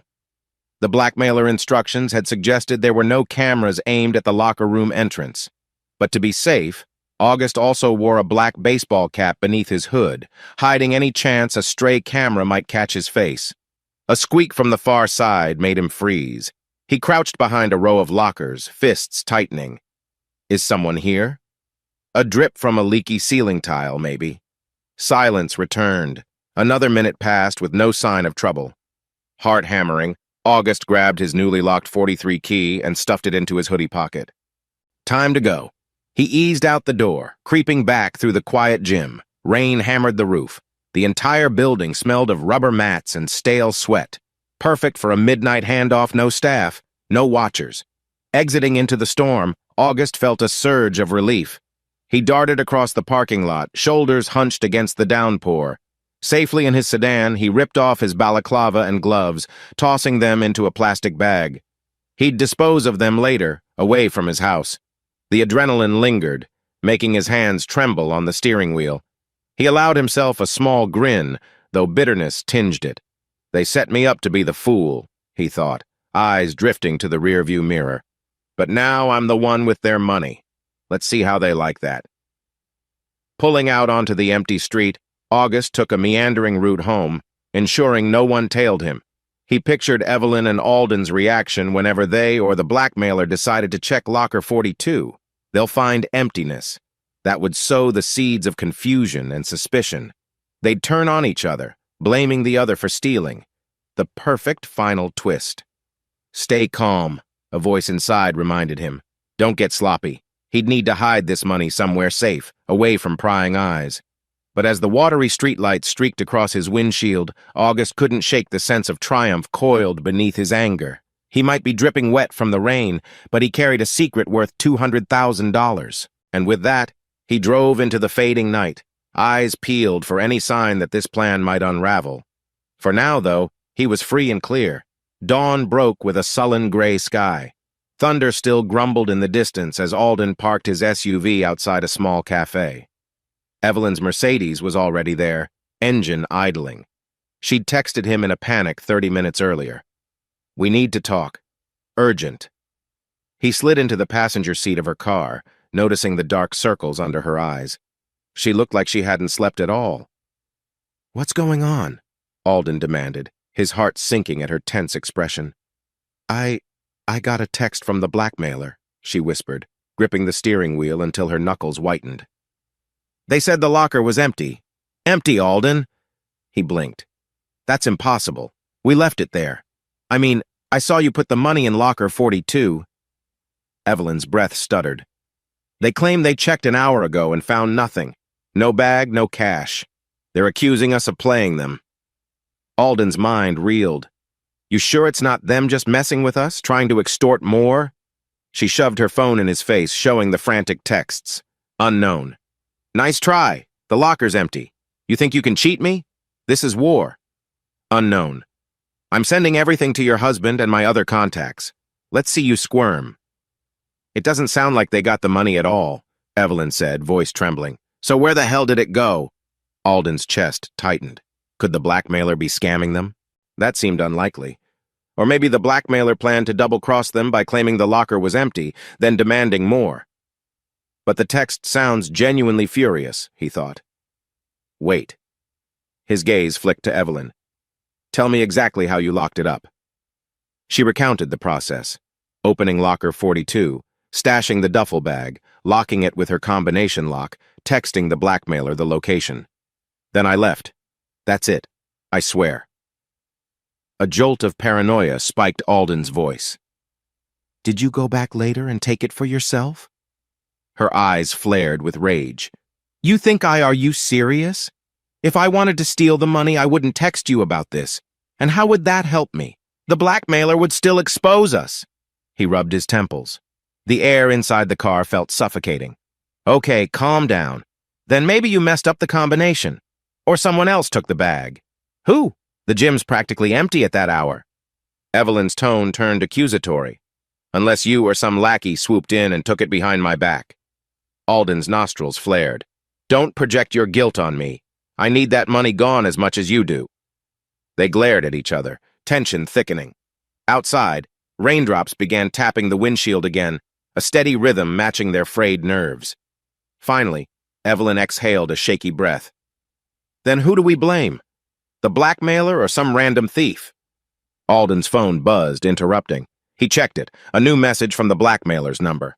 Unknown. You had one job. Now you pay more, or I'll forward these pics to Corinne, your in-laws, and the entire office. This is not a bluff. He gritted his teeth. They're threatening to increase the ransom. They think we tricked them. Evelyn let out a small sob, burying her face in her hands. We're doomed. We can't gather another $200K. Where would we even get it? I can't ask August for a loan. My mother's not actually sick. God, this is a nightmare. Alden felt the crush of panic. If Corinne found out, his father-in-law might sever him from the family business. We can't let that happen, he muttered. We need to figure out who took the damn money. And soon. Or the blackmailer won't just ruin us. They'll bleed us dry. Evelyn shot him a desperate look. Could the blackmailer themselves have messed up? Like maybe they went to the wrong locker? Or they're lying to extort more? That's a possibility, he conceded. But it seems too coincidental. They gave us the instructions for 42. They're not idiots. Something else is going on. They lapsed into a tense silence, each suspecting the other but too afraid to speak it outright. At length, Evelyn clenched the steering wheel again, voice trembling. If the blackmailer calls, I'll demand proof they even checked the right locker. But if it truly is empty, then the money is gone. All of it. Alden's mind raced. Gone. Over a year of carefully hoarded side income, plus whatever Evelyn contributed, vanished. The corners of his vision blurred with anger. God damn it, he muttered, slamming a fist on the dashboard. We should have met them face to face, forced a direct handoff. And risked them snapping pictures or ambushing us, Evelyn retorted, tears glittering in her eyes. You're the one who said doing a locker drop would be safer. His shoulders fell. We need a new plan, he said hoarsely. We can't just stand by while they accuse us of sabotage. We either find more money or figure out who took it, or we convince them it's some misunderstanding. Evelyn nodded, blinking away tears. I'll contact them again, she said, but they might just see it as more stalling. She blew out a shaky breath. Damn it, Alden, this is all unraveling. We can't even trust each other now. What if you're lying, or I am? He pinched the bridge of his nose. Stop. We don't have time for that. We have to present a united front to the blackmailer. If we tear each other apart, it's game over. Though unconvinced, Evelyn nodded reluctantly. She started the car, pulling out onto the road under the bruised morning sky. The wipers swished away droplets, but neither of them felt any relief. The money was gone, either stolen, misplaced, or a sick twist by their faceless tormentor. One thing was certain. Their pact was fraying at the edges, and the noose of exposure tightened. As the cafe receded in the rearview mirror, Alden glared at his phone, half expecting another message from the blackmailer. This is a nightmare, he thought, and it's only going to get worse. For once, he had no slick line or grand plan to save them. The $200K vanished into thin air, leaving them with nothing but suspicion and dread. It was barely 8 in the morning when the first storm hit Alden, and it wasn't the weather this time. He was still in his SUV, parked outside a convenience store, sipping bitter coffee. when his phone lit up with frantic messages from Corinne. Then came calls from an unknown number. His pulse skyrocketed. He answered Corinne first. "Hey, babe. What the hell is on my phone, Alden?" Her voice was a trembling rasp of hurt and fury. "Who is that woman? Don't you dare lie to me." Alden's stomach twisted. "I'm not sure what you mean." "Enough," she snapped. "Someone just sent me photos, explicit photos of you and some brunette in a bedroom, in a hallway. God, Alden, I trusted you." Her voice cracked, turning raw. "Is this why you're never home? You promised you'd change after our last rough patch." He raked a hand through his hair, sweat beading on his forehead despite the car's AC. "Corinne, listen. Those pictures are... It's not what it looks like." The words sounded hollow even to himself. He wasn't prepared for the swirl of guilt and panic surging through him. "Let me explain in person. Please, no!" She cut him off. "I don't want to see your face right now. Dad's flying back from Florida, and you'd better be gone before he arrives." A bitter laugh. "Oh, and in case you think you can talk your way out, I've already called security to change the locks. Don't even think about stepping foot into my house." The line went dead. Alden cursed under his breath, throwing the phone onto the passenger seat. Pictures.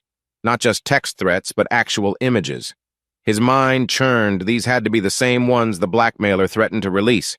So the blackmailer made good on that threat, presumably furious that the ransom vanished. Still reeling, Alden scrolled through the unknown messages. The new sender turned out to be a neighbor from his upscale street. She'd texted in shock. "You're trending on social media, Alden. Are these real?" A wave of nausea hit. The blackmailer must have plastered some of the images online or threatened to. This is out of control. Meanwhile, at August's house, August had just finished his morning coffee in the kitchen, trying to act as though it was any other day when his phone dinged. A single text from a strange number read, "Check your email if you want proof." Curiosity flickered, though he suspected what was coming. Opening his laptop on the kitchen counter, he found a new email in his inbox with no subject line. Attached were half a dozen photos. Some showed Evelyn and Alden in intimate poses on the living room couch. Others were from that rental property. Each shot left no room for doubt. They were lovers. And more than that, they were entirely unguarded. August's heart hammered, even though he'd suspected every bit of it. Seeing the explicit confirmation stung deeper than all his prior evidence. He inhaled sharply, forcing calm. This is the final blow, he thought. Everything is out in the open now. A faint sound from the stairs made him glance up. Evelyn stood there, face pale. She must have heard his sharp intake of breath or sensed the tension. She took a tentative step forward. "August, I need to talk to you." Her voice wavered. He closed the laptop, eyes dark with raw anger. "Go ahead," he managed, each syllable tight. Evelyn wrung her hands. She looked moments away from tears. I'm sorry," she began, voice cracking. "I swear it was a lapse, okay? It wasn't supposed to be serious." August let out a bitter laugh that sounded almost alien in the quiet kitchen. "Just a lapse? The photos your friend just sent me say otherwise?" He stood, crossing his arms. Memories of their earlier life flashed. Lazy Sunday mornings, shared laughter, now overshadowed by betrayal. "You told me you were working, building a future. Instead, you were..." He cut himself off, breath quivering. Tears slipped down Evelyn's cheeks. It got out of hand. Alden, he pushed for it. I was lonely. She swallowed, voice trembling. You were always at the store, and he was so attentive. And I made a huge mistake. August stiffened, eyes narrowing. This isn't just about a mistake. I saw the messages about you planning to rip me off, use my house sale for your new business. That's not some slip-up. That's cold calculation. Evelyn's tears turned desperate. That was all him. He said we needed the money up front, and I got carried away. But I never stopped caring for you. She took a shaky step closer, as if hoping to bridge the chasm between them. August, please, I love you. This doesn't have to end us. His laugh was harsh, reverberating off the tile floor. End us? It ended the moment you decided to lie, Evelyn. He stared at her tear-stained face, anger and sorrow swirling. I do have to thank you for confirming everything, because now I know exactly who you are. She let out a whimper. We can fix this. If you forgive me, we can move past it. I promise I'll break all ties with Alden. No. August's voice cut through like a blade. He stepped back, jaw set in determination. I won't forgive you, and we're done. He pinned her with a final furious glare. You do what you want. As far as I'm concerned, this marriage is over. Evelyn's lips parted soundlessly, tears coursing down her cheeks. She tried to move closer, but August brushed past her, heading for the front door. He needed air, needed space to contain the tornado of emotions ripping through him. At the threshold, he paused, turning slightly. And if you're thinking of any more lies, don't, he said quietly. These pictures aren't going away. Neither is what you did. His gaze burned with betrayal. You made your bed, Evelyn. Now live with it. He left her trembling in the hallway, a broken figure in the morning sunlight. Outside, August leaned against the porch rail, exhaling a shaky breath. It's done, he thought, though pain pulsed behind his ribcage. She can't talk her way out now. The photos, the blackmail, the illusions, it was all out in the open. The final act was set in motion, and somewhere in the city, Alden was likely confronting an even harsher fallout banished from Corinne's home, from the company he once took for granted. For August, it wasn't quite victory, but it felt like closure. No more secrets, no more lies. Evelyn spent the rest of the day in a fog of dread, pacing the living room that once felt so comfortable. Now, every piece of furniture seemed to glare back in silent accusation. The phone rang sporadically, Alden calling, perhaps. She refused to answer. She was certain he'd do nothing but blame her for the money fiasco, the leaked photos, everything. Around dinner time, August returned from wherever he'd gone, he didn't say, and she didn't ask. The tension crackled as he set his keys on the counter and fixed her with a look so cold it made her shiver. We need to talk, she whispered, hands twisting together. Do we?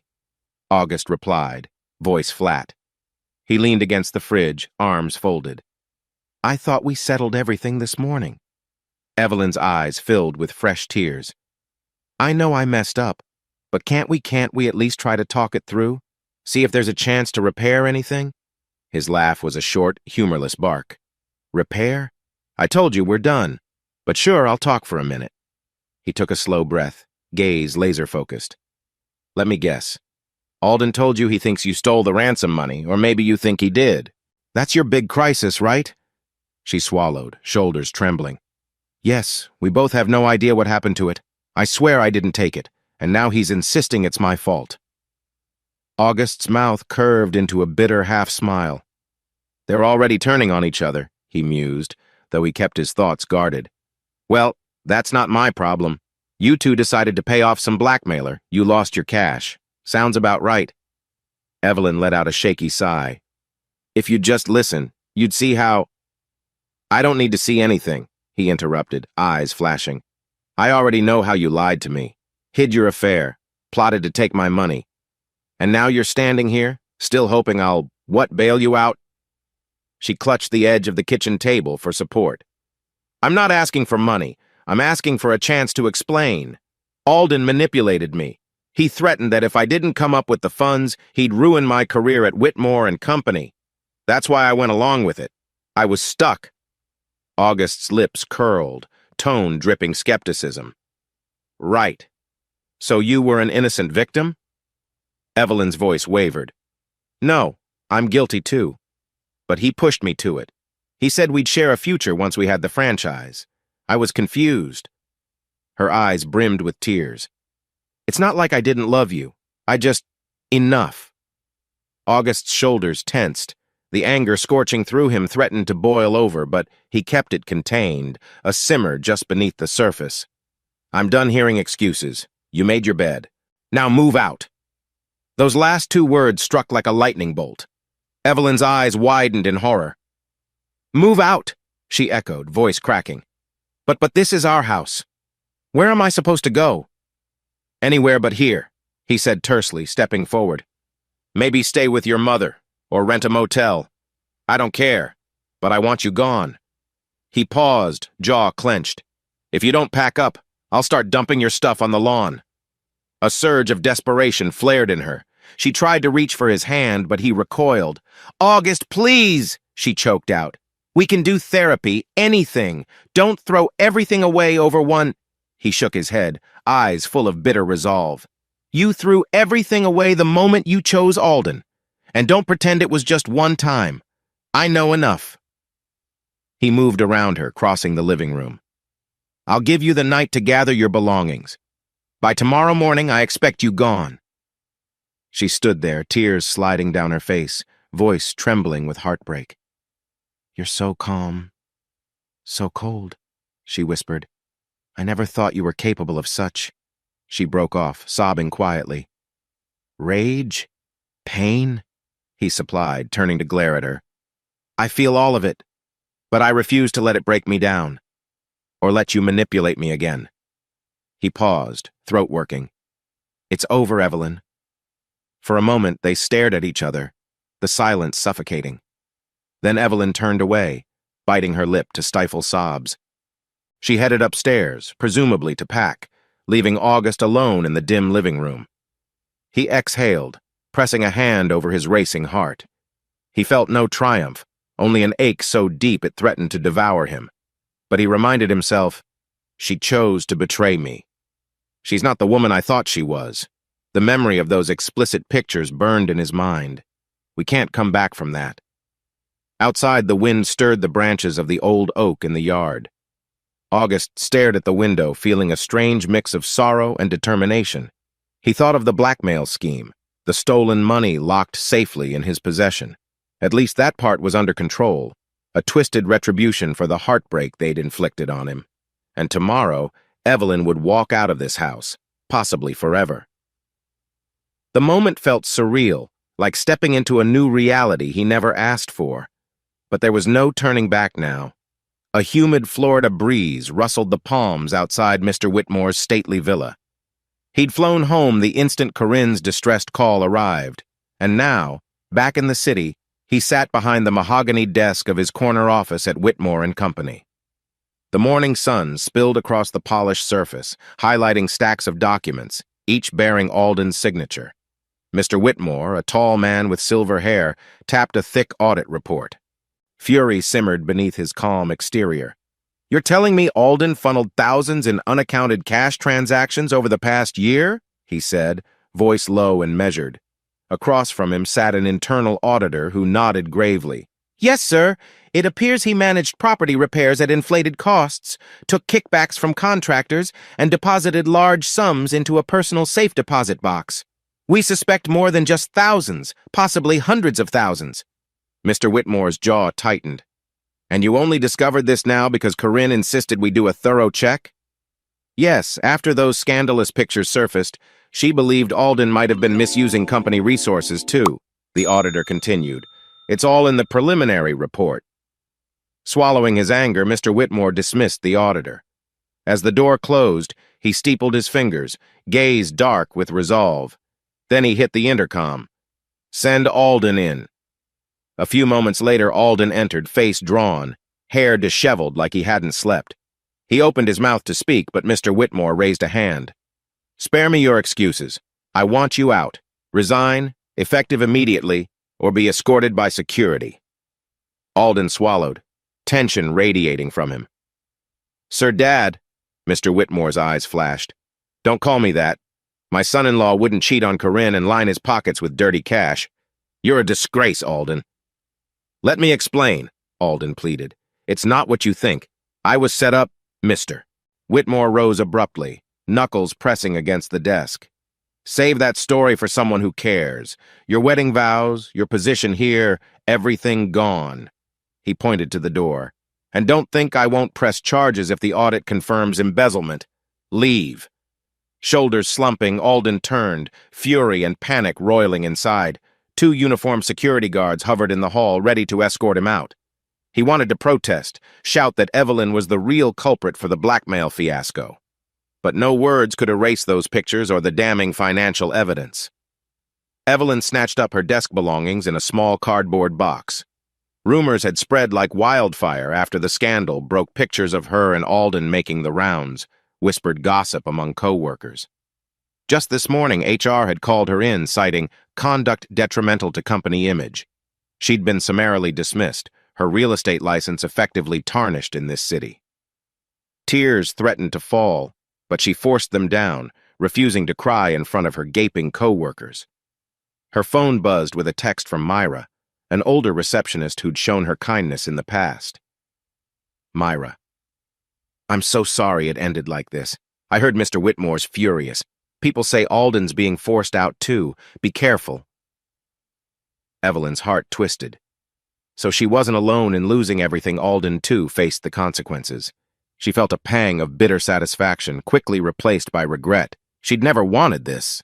All she'd wanted was a better life, financial security, some spark of excitement. Now she had none of it. Clutching the box, she hurried to the elevator, ignoring the curious stares. Out on the sidewalk, the city's midday heat pressed down on her. What now? She had no job, no marriage, and August had demanded she leave the house. She pictured the spare bedroom at her elderly mother's cramped condo. No better option came to mind. Suddenly, her phone vibrated again. This time, it was August's number, though not August himself. The text read, Roslyn. Evelyn, this is Roslyn, a mutual acquaintance. I'm working with August. We need you to answer some questions about Alden's kickbacks. Evelyn stared at the message, confusion swirling. Roslyn? August's detective friend? Her mind reeled. She recalled that August once mentioned a security firm, but she never realized how deeply he might have been working with them. Now, with everything in tatters, did August and Roslyn want her help in burying Alden? She sank onto a nearby bench, cardboard box on her lap, letting out a ragged breath. So this is rock bottom. She'd lost her husband, her career, her lover. She could almost hear August's voice echoing, You made your bed, Evelyn. Indeed, she had. Across the street, a sleek black sedan passed by, reminding her vaguely of Alden's style. She tore her gaze away, feeling an odd mixture of hatred, longing, and emptiness. This is what it all comes down to, she told herself. I sacrificed everything for illusions, and now I have nothing left. Clutching the box tighter, Evelyn stood and began walking. She had to figure out her next steps, call her mother, maybe find a cheap motel if her mother's place was too cramped. The sting of humiliation burned in her chest. A new start or the end? It felt too soon to know, but she couldn't linger on regrets forever. The city bustled around her, indifferent to her plight. As she hurried past glass storefronts and busy pedestrians, she felt the weight of 1,000 judgmental eyes. Everyone's heard by now. In the reflection of a passing window, she glimpsed a disheveled figure in rumpled office clothes, hugging a box of random items. She barely recognized herself. Late afternoon sunlight slanted through the blinds of a modest law office, creating striped shadows across the carpet. August sat in a leather chair, feeling a tired heaviness settle over him. Opposite him was Lauren Kilpatrick, his divorce attorney recommended by a friend who'd gone through a similar betrayal. Lauren tapped a pen against a folder. You sure you want to proceed with a straightforward 50-50 split? She asked, eyebrows raised. Given her infidelity, we might negotiate for more favorable terms. August exhaled slowly. Yeah, I've thought about it. But in this state, infidelity doesn't automatically give me an advantage. No-fault laws, right? He rubbed his temples, the memory of Evelyn's tearful apology replaying in his head. I don't want a drawn-out battle. Let's just finalize it. Lauren nodded. Understood. We can expedite if both parties agree. Has Evelyn indicated she'll cooperate? She will, August said quietly. She's got no job, no place to go. She'll want to avoid further scandal. He felt a pang of bitterness but pushed it down. And frankly, I don't want to punish her financially. I just want out. The lawyer studied him a moment, then sighed. All right, we'll do a simple distribution. Half the house equity, half of any joint assets. We'll propose no spousal support unless you're open to negotiating some short-term support. August's jaw set. No. She made her bed. He echoed his own words from earlier. I'm done paying for her choices. Lauren jotted notes. I'll file the paperwork tomorrow. She'll be served, or if you prefer, I can contact her attorney directly, assume she'll sign. He nodded. Make it quick. As he stood to leave, the tension in his chest eased slightly. one step closer to an official end. The $200K remained safely hidden, and they had no joint accounts for her to comb through. He doubted she'd suspect he orchestrated the blackmail in the first place. She and Alden probably blamed each other for the missing money. Let that remain their problem, he thought grimly. A subdued hush enveloped the living room as August entered. Several boxes had been stacked near the front door. Evelyn was nowhere to be seen, but the sight of her half-packed belongings gave him a hollow jolt. He remembered the day they moved in, how they'd excitedly argued about furniture placement. Now it's all undone. He inhaled, determined not to soften. Footsteps descended the stairs. Evelyn appeared, eyes re-rimmed, hair pulled into a loose bun. She wore a simple shirt and jeans so different from her usual polished real estate attire. For a moment, she looked so vulnerable that August felt a stir of old concern. Then he reminded himself of her betrayal. She cleared her throat. I've been looking for a place, she murmured, voice thick with barely contained emotion. My mom's condo is too small. I might crash at a friend's for a while. If that's okay, I'll be out by tomorrow. August nodded, arms crossed. Fine. I saw Lauren Kilpatrick today. The divorce papers will be filed soon. I assume you'll sign them without a fight? Evelyn bowed her head. I won't fight, she whispered.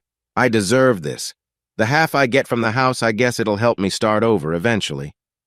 She tried to meet his gaze. I know it doesn't mean much now, but I'm sorry, August. He swallowed, a swirl of conflicting emotions rising. Yeah, sorry doesn't fix it. She bit her lip, nodding. I know. A long silence settled between them, heavy and final. In the distance, a car door slammed, probably a neighbor coming home. The mundane sounds of suburban life felt almost mocking, like everything's normal, except it wasn't. Evelyn shifted from foot to foot. Look, she said, voice trembling. I never wanted to hurt you. That wasn't the plan. I felt neglected, and Alden offered excitement. Then things spiraled. I'm not excusing it, I just want you to understand.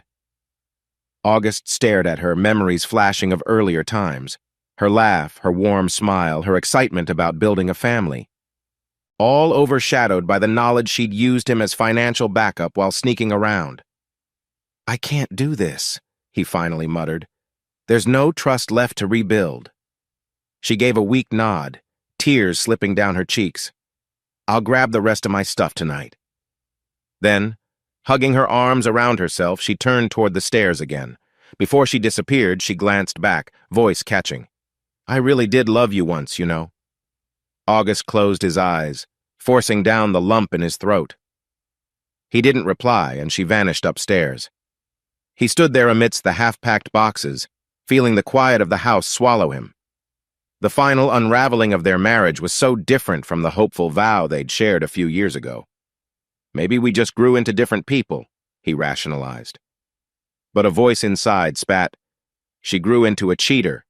You grew into a man who orchestrated her downfall. He sighed heavily, heading to the kitchen for a glass of water. The silent walls offered no comfort, but at least, he thought, swirling the water in his glass, this is the right step. Tomorrow, she'd be gone. Soon after, the divorce would finalize, and maybe then he could start piecing together a new life from the rubble. Outside, the glow of streetlights cast elongated shadows on the lawn. He stared out, imagining future nights where he'd come home to an empty house.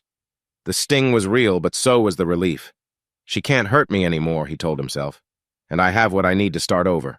He finished the water, set the glass down with a soft clink, and closed his eyes for a moment. It's almost done, he repeated inwardly, steeling himself for the next day's heartache, because no matter how necessary this step was, it still felt like mourning the death of something once beautiful. Twilight draped the sky in a soft lavender hue as August parked in front of his childhood home. The modest, single-story house stood on a quiet suburban street, its front porch light flickering in welcome. He hadn't visited often since his parents moved to a retirement community upstate, leaving the place mostly vacant, but he still had the key, and tonight he needed the privacy it offered. He stepped onto the porch, recalling distant memories, the faint scent of freshly cut grass on summer mornings, the squeak of a rusted swing set in the backyard. Pushing the door open, August flipped on the overhead light, revealing furniture draped with sheets, corners dusty from disuse. A duffel bag sat heavy against his hip, $200,000 inside, neatly bound in rubber bands. He'd driven here straight from a storage unit where he briefly stashed it, determined to keep the money hidden from prying eyes. Now, the final step, stashing it where nobody would think to look. He inhaled the musty air, eyes roaming the living room, the worn carpet, the old wallpaper, the narrow hallway leading to the bedrooms. Finally, he wandered down to the basement door, pausing in the dim corridor. No, he thought, the basement's too obvious. Instead, he headed for the attic-like crawl space above the hallway ceiling, one he'd discovered as a mischievous teen. Balancing the duffel in one hand, he dragged an old step stool from a closet. The faint hum of street traffic filtered through closed windows, but otherwise the house was tomb quiet. August reached up, pushed a ceiling panel aside, and peered into the hidden space above. A wave of nostalgia and dust hit him at once. He hoisted himself up, heart thudding. It was cramped and dark, illuminated only by the slim flashlight he'd brought. Cobwebs clung to the beams. He remembered stashing secret magazines and candy bars here long ago, always paranoid his mom would find them. Funny how life circled back. With careful movements, he nestled the duffel between two rafters, making sure it was secure and wouldn't accidentally drop. A swirl of dust motes danced in the flashlight beam. Done, he thought, exhaling relief. Lowering himself to the stool, he replaced the panel and dusted off his hands. The hush of the house felt oppressive yet comforting, as though sheltering his secret. 200 grand, their money, rested safely above him, a twisted trophy of betrayal and revenge. He flicked off the flashlight and stepped into the living room. Old photos on the wall caught his attention. A younger August standing between his parents, grinning with a trophy from a middle school spelling bee. Another photo of him in a high school football jersey. That boy never imagined he'd orchestrate a blackmail scheme, August mused bitterly. Yet here he was, heart bruised by Evelyn's deception, determined to forge a path forward. No matter how complicated it felt, he couldn't deny a flicker of grim satisfaction. He'd lost a marriage, but he'd also regained a sense of power. They won't walk away scot-free, he thought of Evelyn and Alden. They planned to take my money, so I took theirs first. A gentle wind rattled the front door, snapping him from his thoughts. August sank onto a dust-coated armchair, letting the weight of the evening settle in. The years of pain, the lies he'd left them behind, in a sense. Though it still stung, there was also a strange triumph. He closed his eyes, remembering nights spent in this very chair as a boy, reading comics under a dim lamp. Now, as an adult, he felt more jaded, but also resilient. I was betrayed, he muttered softly, but I survived. His heart still ached for the marriage he once treasured, the illusions he'd wrapped around Evelyn's devotion. Yet a quiet resolve bloomed. This is my turning point. Standing, he dusted off his pants and glanced toward the ceiling where the duffel lay hidden behind old beams. He whispered to the empty air, "That's my secret now, and I'll keep it for as long as I need." When he finally locked up and headed to his car, the night sky had deepened to a velvety navy, scattered with faint stars. August felt a pang of both sorrow and victory, like letting go of one chapter while cautiously stepping into the next. He turned the ignition, headlights illuminating the driveway. For an instant he lingered, hand tight on the steering wheel. I won't let this define me forever, he vowed. The betrayal might have changed him, but it wouldn't destroy him. Slowly, he pulled away, disappearing into the suburban darkness, leaving behind childhood memories and a hidden duffel stuffed with vengeance and regret. A dull overhead light flickered in the cramped interview room at the local police station. Alden perched on a metal chair, his once perfect suit now wrinkled from days of sleepless turmoil.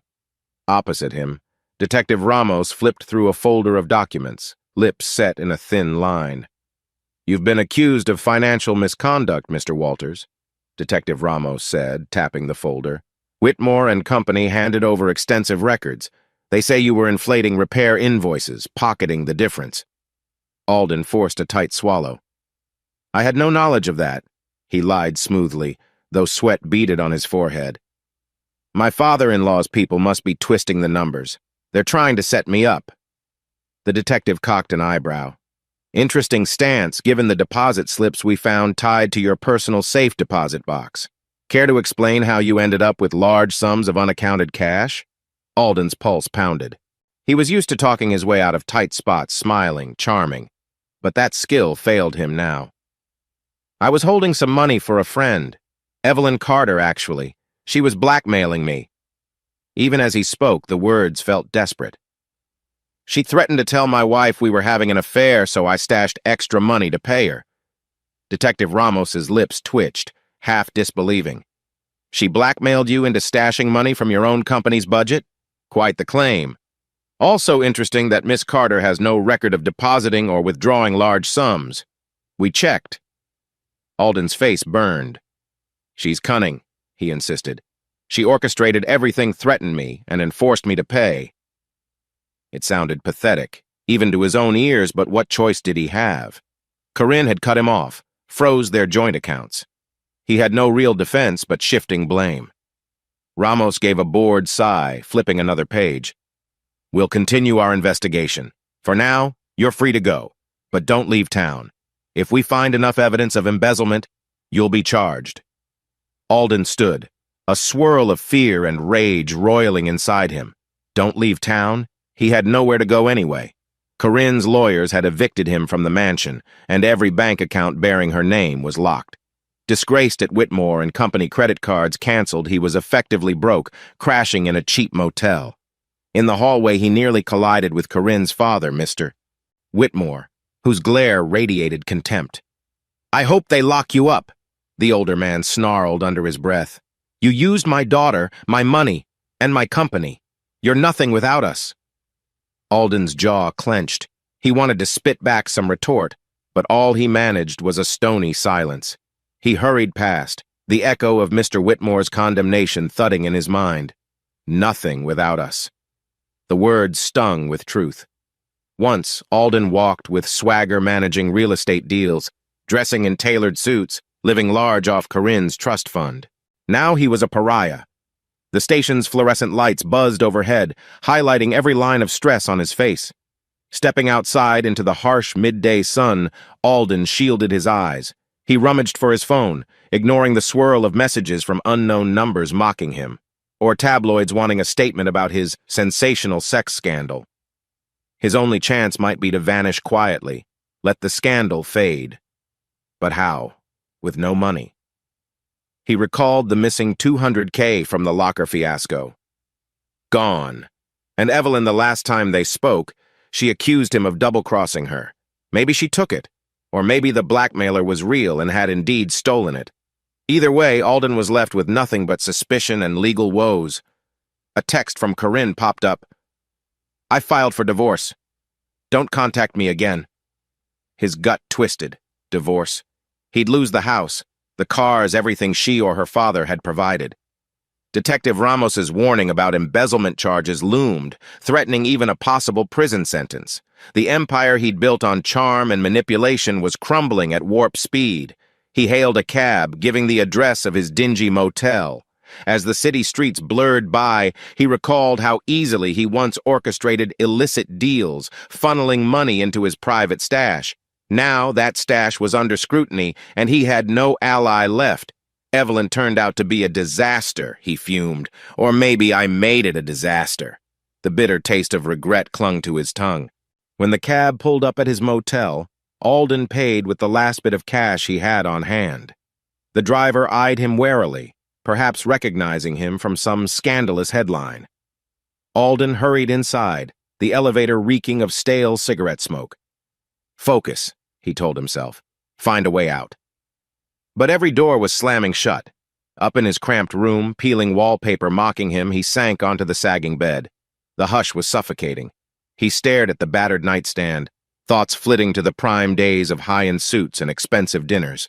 Gone, all gone. A shaky laugh escaped, raw with despair. Somewhere, he still clung to the faint hope that the cops wouldn't pin everything on him. Maybe he could shift enough blame onto Evelyn, paint her as the mastermind. But deep inside, he knew better. I dug my own grave, he acknowledged, fists clenched. And now I'm buried in it. A chill rain drizzled over the small town where Evelyn's parents lived, roughly 200 miles from the city she'd once called home. She trudged along a narrow sidewalk, clutching a plastic folder of resumes against her coat to keep them dry. Across the street loomed a modest real estate office, Oakview Realty, the sign read.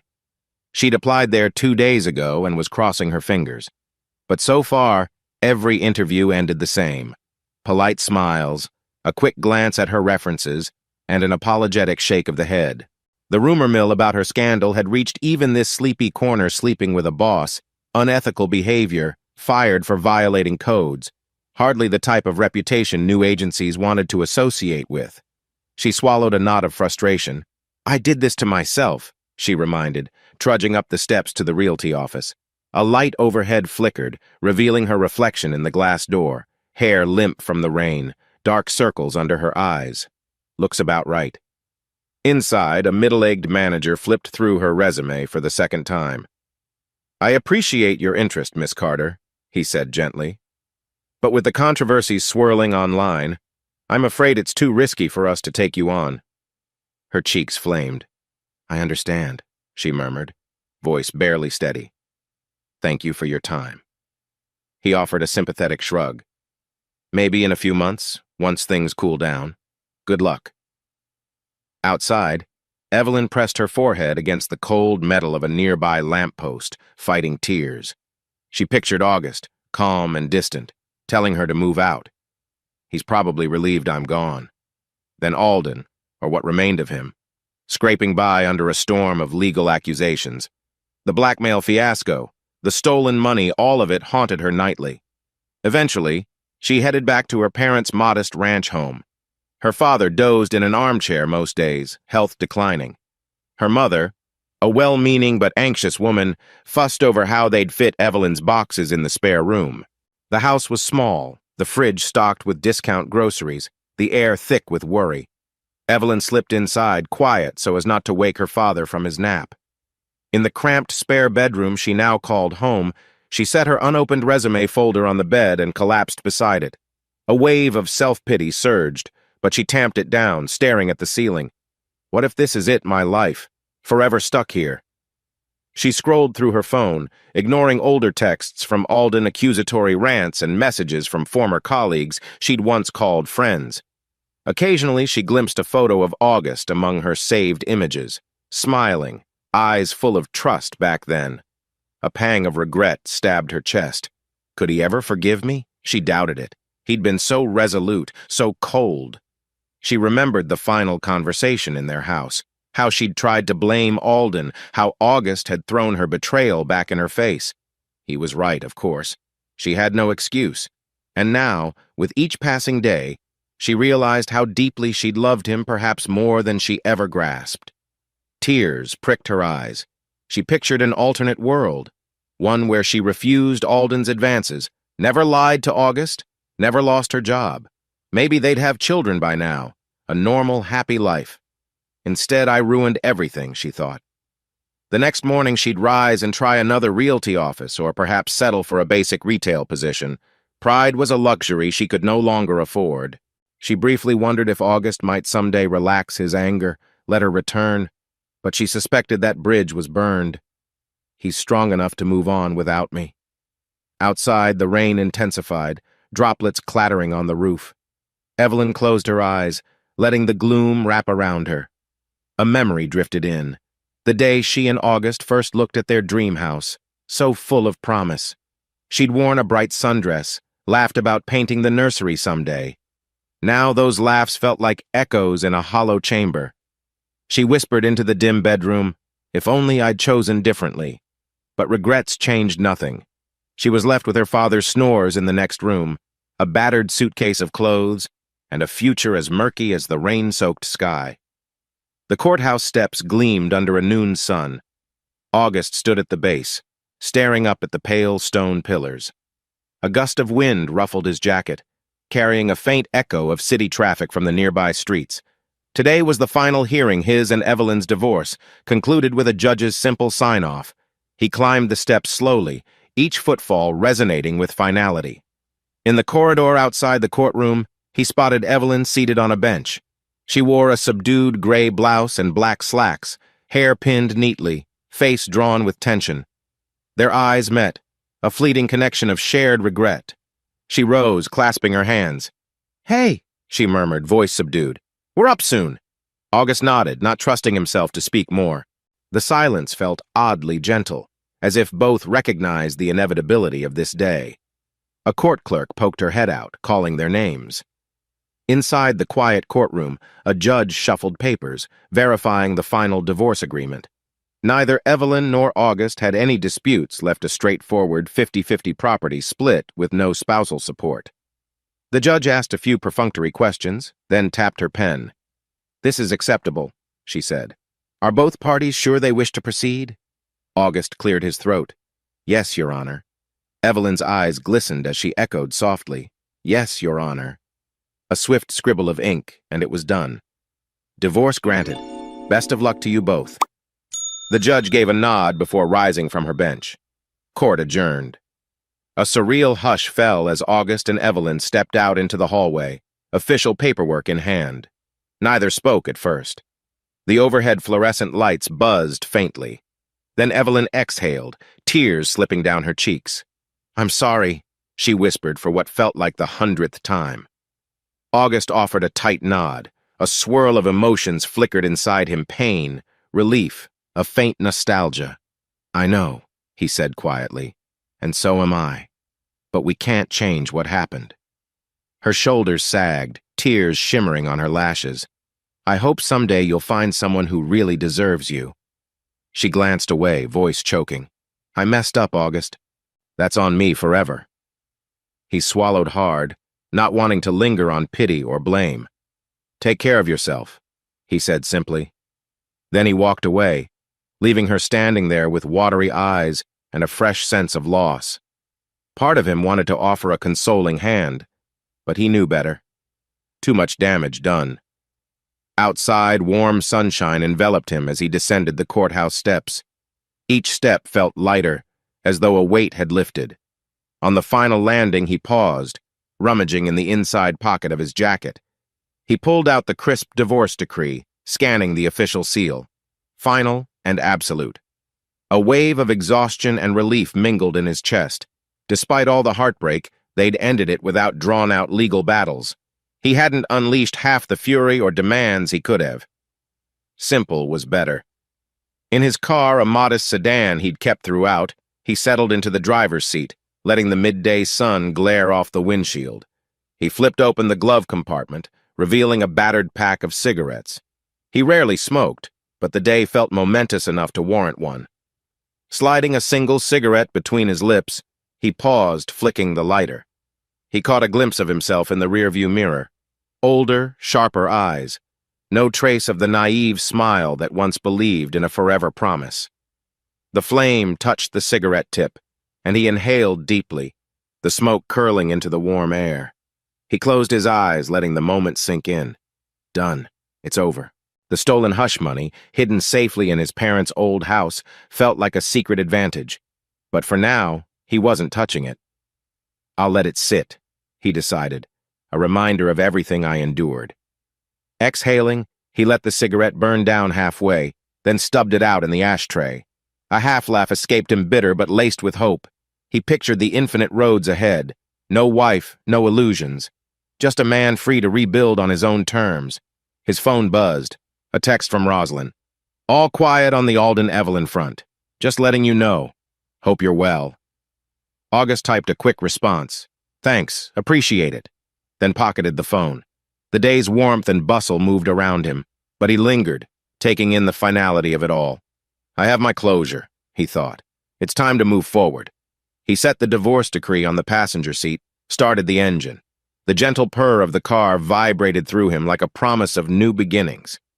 Glancing one last time at the courthouse in the rearview mirror, he gave a slight nod, as if bidding farewell to the life he once knew.